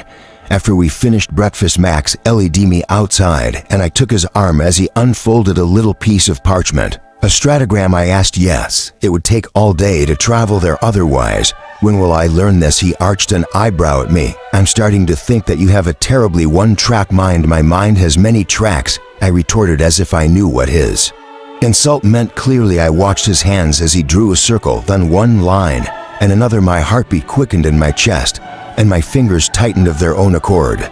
"Is it amazing?" I murmured, the words slipping from my lips without my permission. "Oh no, it's horrible," Max replied. "You'll love it." He drew the final line of the stratogram, and the world snapped into 1,000 pieces. I was expecting it this time, but when we landed in the capital, I still found myself clutching Max's arm much harder than I had. When we left, I staggered against his shoulder as the ground seemed to rise up and slam against me. For a few horrible seconds, my senses smeared together in shades of gray. They returned one by one. Sound came. First, specifically, the sound of Max snickering at me. I released my grip. "You all right?" he asked. "Yes," I shot back too quickly. We stood in the corner of a bustling cobblestone square. Buildings lined narrow streets, packed together like mosaics. Decorations adorned even the smallest ones, stone lions peering over door frames or delicately carved vines creeping across window sills. And the people, there were people everywhere, people in all styles of dress, wearing anything from torn-up work clothes to floating chiffon gowns. People of every color, every age, all so densely packed that their shoulders brushed each other if the crowd bothered anyone. No one showed it. I raised my eyes further to see the palace looming over it, all those knife-like peaks, more striking than ever from down here, slicing into the faint mist of the hazy coastal sky. Just beyond it, the jewel towers lifted all the way into the clouds, into ethereal columns of gold and silver. My lips opened, but I had momentarily lost my grasp on my new language. Words dissolved somewhere between my or at the scale of it all, and the panic that rose in my chest at the muchness. I had never been so close to so many people at once ever. "I know," Max grumbled, reading my face. "That's why I don't come here. That, and in a city of a few 100,000 people, it's only a matter of time until you run into someone you don't want to talk to." His eyes lingered off somewhere in the crowd, and I wondered if he had already found one such person. There were probably a lot of people that Max didn't want to talk to. "I'm not made for this. Let's get out of here." Ascended. "I don't remember this square being this bad." He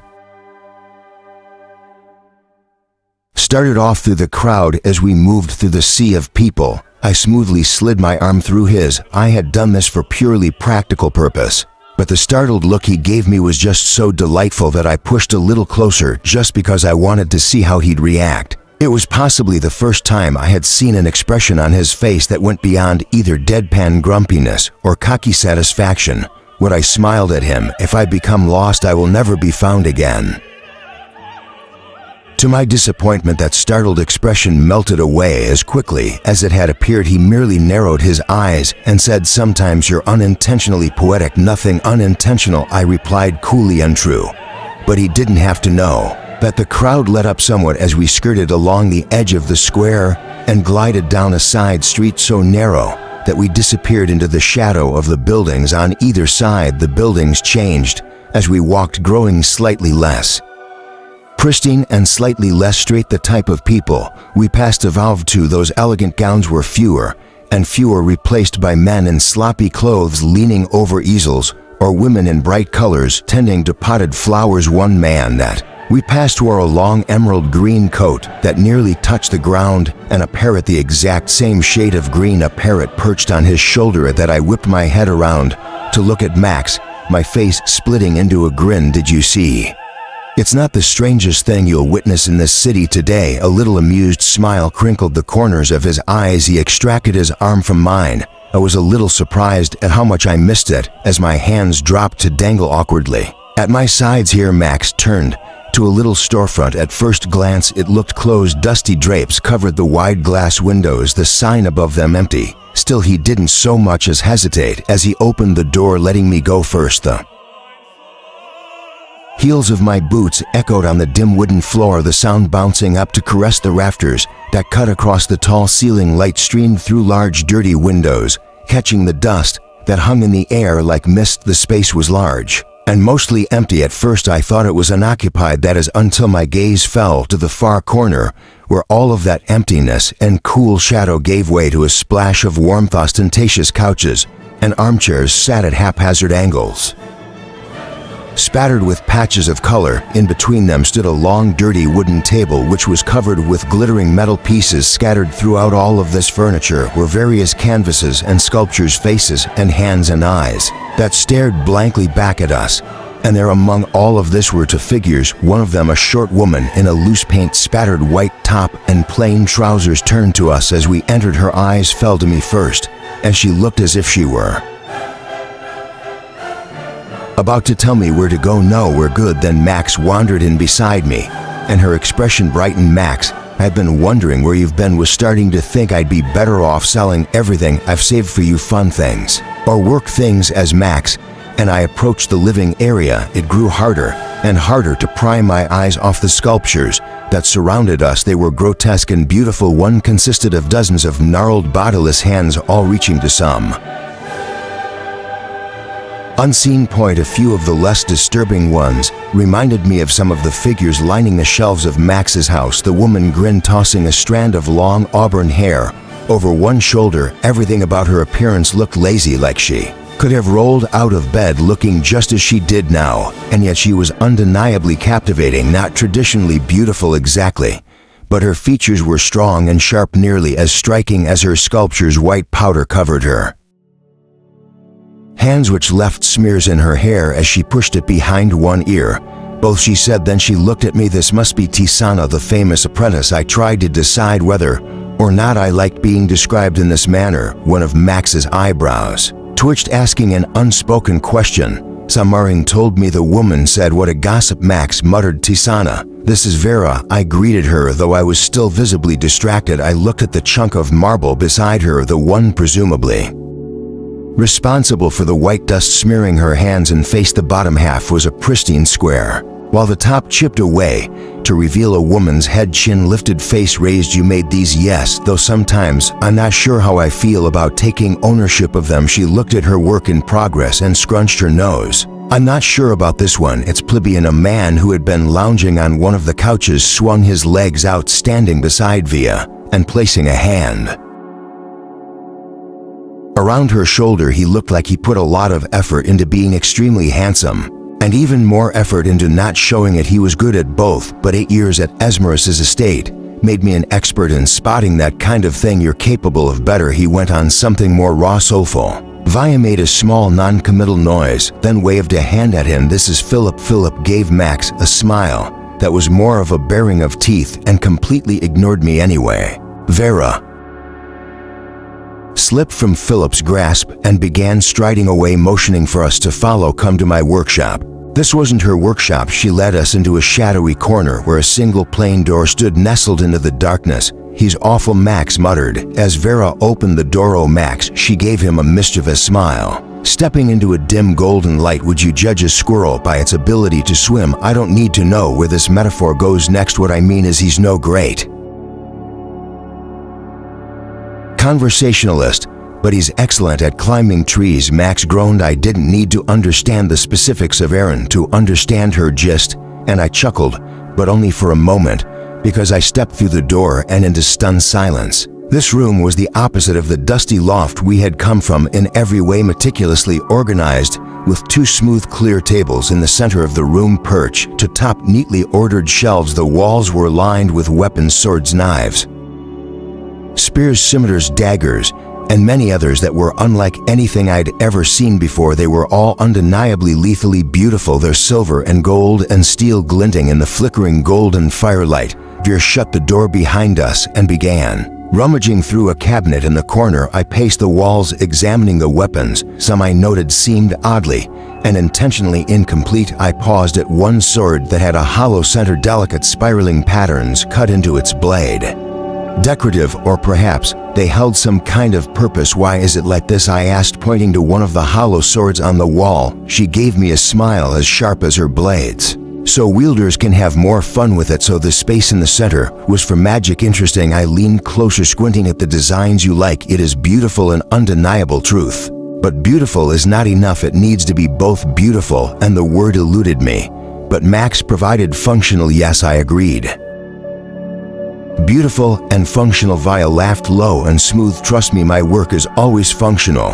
When I turned around again, Max was leaning over one of the workbenches, picking up the half-finished weapon. On top of it, you're taking contracts. He did not hide the disapproval in his voice. Vera emerged from the closet with her arms full of bottles, nudging the door closed with her elbow. I so deeply enjoy when you come here and criticize everything about my life. Put that down, it's not finished. He obeyed, but continued to stare down at the weapon with a wrinkle of distaste over his nose. The guard commissioned these.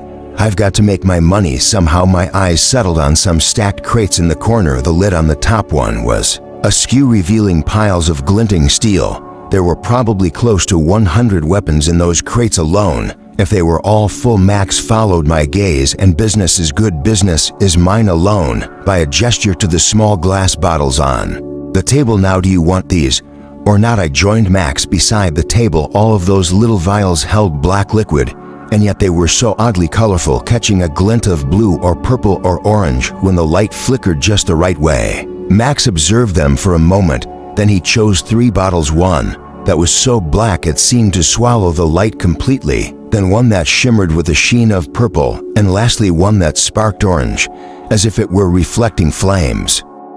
Even when it wasn't, pick one, he then said to me. What are these? It will be more fun if you don't know my fun, or your fun. Vera laughed. Smart question. Max smirked, his eyes glittering. Depends on which one you pick. I looked down at the table. My gaze settled on deep burgundy that flashed with brighter red. It reminded me of the spots of blood on his Morris's deep crimson jacket, so much so that the sight of it brought a whisper of anger to my skin. But anger was good. Anger was better than guilt. Anger was a reminder of why I was doing any of this in the first place. This, I handed Max the bottle. He held it up to look at it for a moment, furrowing his brow, but offering no comment as he tucked it into his jacket. That's all we need, he told Vera, who then packed the vials away and returned them to the closet. She walked us out of her workshop and back to the front door. Max dropped a handful of coins in her palm. Too much, she said, pocketing it anyway. Do fewer contracts, idealistic as only a rich man can be. She winked at him, and then her gaze slid to me. Wonderful to meet you, Tizana. I'm sure our paths will cross again. And then she disappeared back into the dusty shadows of her apartment. Max and I strode back down the street the way we came. We once again passed the man with the green coat and the parrot. This time I couldn't resist. I stopped short, turning around and backtracking to him. He turned a calm, bespectacled gaze to me, and I offered him my most charming grin. "I must ask," I said, "did you get the coat too much spurt, or the birds too much coat?" The man nodded seriously, as if I had asked him an extremely important question, and his voice reflected this grave nature as he bent down to whisper the answer in my ear. I felt both enlightened and satisfied as I quickened my steps to catch up with Max, a smile tightening my cheeks. "What do you say?" Max asked, but I just placed a finger over my lips as only for me to know. We took a different route back through the city. Once we reached the main roads, Max leading me through wide, colorful streets. We were very close to the palace now. I could see the golden stairs leading to its entrance. In the gaps between buildings, marketplace booths lined the sidewalks, hawking fruit or trinkets or gaudy jewelry. It was less crowded here than it had been when we first arrived, but I still struggled to adjust to the sheer number of people in my vicinity. "Are you looking for something?" I asked Max, who paused to observe an extremely old-looking book at one of the stalls. "Not particularly." I brushed my fingers across a jeweled dagger. Pretty, but even I could tell it was practically a toy. Nothing like the elegant tools we had seen at Vera's shop. "The bottles," I nodded towards Max's pockets. "Are they weapons?" "Not exactly. Is Via making so many weapons for war?" "Let's not talk about that here." Max's eyes darted from one side of the street to the other, looking deeply uncomfortable. But before I could respond, horns cut through the air, drowning out even the loudest voices in the crowd. Nearly everyone on this packed street silence at once, all turning their heads to the palace in unison. That bordered on eerie. "Shit," Max hissed. I turned to look at the golden stairs leading up to the palace gates to see a procession of figures making their way down to the steps. Curiosity seized me, and before I could think, my feet were carrying me forward. I knew nothing about Era's politics, and I would have to remedy that. Whatever was happening up there, it looked important. Tisana. But I didn't even hear Max as I slipped through the crowd, pushing my way to the front of the group with my eyes drawn up to the stairs. I got there just in time to see the first figures descend. There were 8 of them, all entirely in black, tight-fitting pants, long jackets, hoods that covered their hair. The darkness was punctuated with shocks of gold in the buttons of their uniforms, the thick belts that encircled their waists, and most noticeably in the long, sharp spears that each of them held crossed over their bodies. Every single one of them, I realized, was a woman. Ascended his honor. I jumped, startled, as Max emerged in the crowd beside me. "What happened to? If I become lost, I will never be found again." He was lucky I was too distracted to be offended by his imitation of my accent. "Well, you found me," I said dismissively. "I almost didn't. This place is a disaster. Let's go." One of those hooded faces jerked towards me. She moved like a bird, with uncanny abrupt leaps. When she turned to me, I had to strangle a gasp. At first, the shadow of their hoods had obscured their faces so much that I didn't notice. But now they have no eyes, I rasped. Nestled into her eye sockets were only 2 neat pink scars, and yet she looked directly at us. We saw those, the iron word for spear, evaded me. "Those pointed things at Vera's workshop. She made them." I turned to look at him to see that Max looked so shockingly pale that I stopped short. "Are you all right?" "Yes, but let's just." A shudder of murmurs ran through the crowd, and I felt their excitement, their fear lurch into my bones. It crashed over and flooded my own thoughts, momentarily drowning me. I had to fight back to the surface of my own mind, forcing myself to observe every detail of this procession. A smear of gold and blush descended the stairs, long sun-colored hair, and a pink dress that trailed long behind its wearer. Disbelief stunned me, but there were no doubts who I was looking at. If any remains, the delicate crown atop that cascading hair put them to rest. "That is the queen," I gasped. "Yes, she's a child that she is," Max muttered.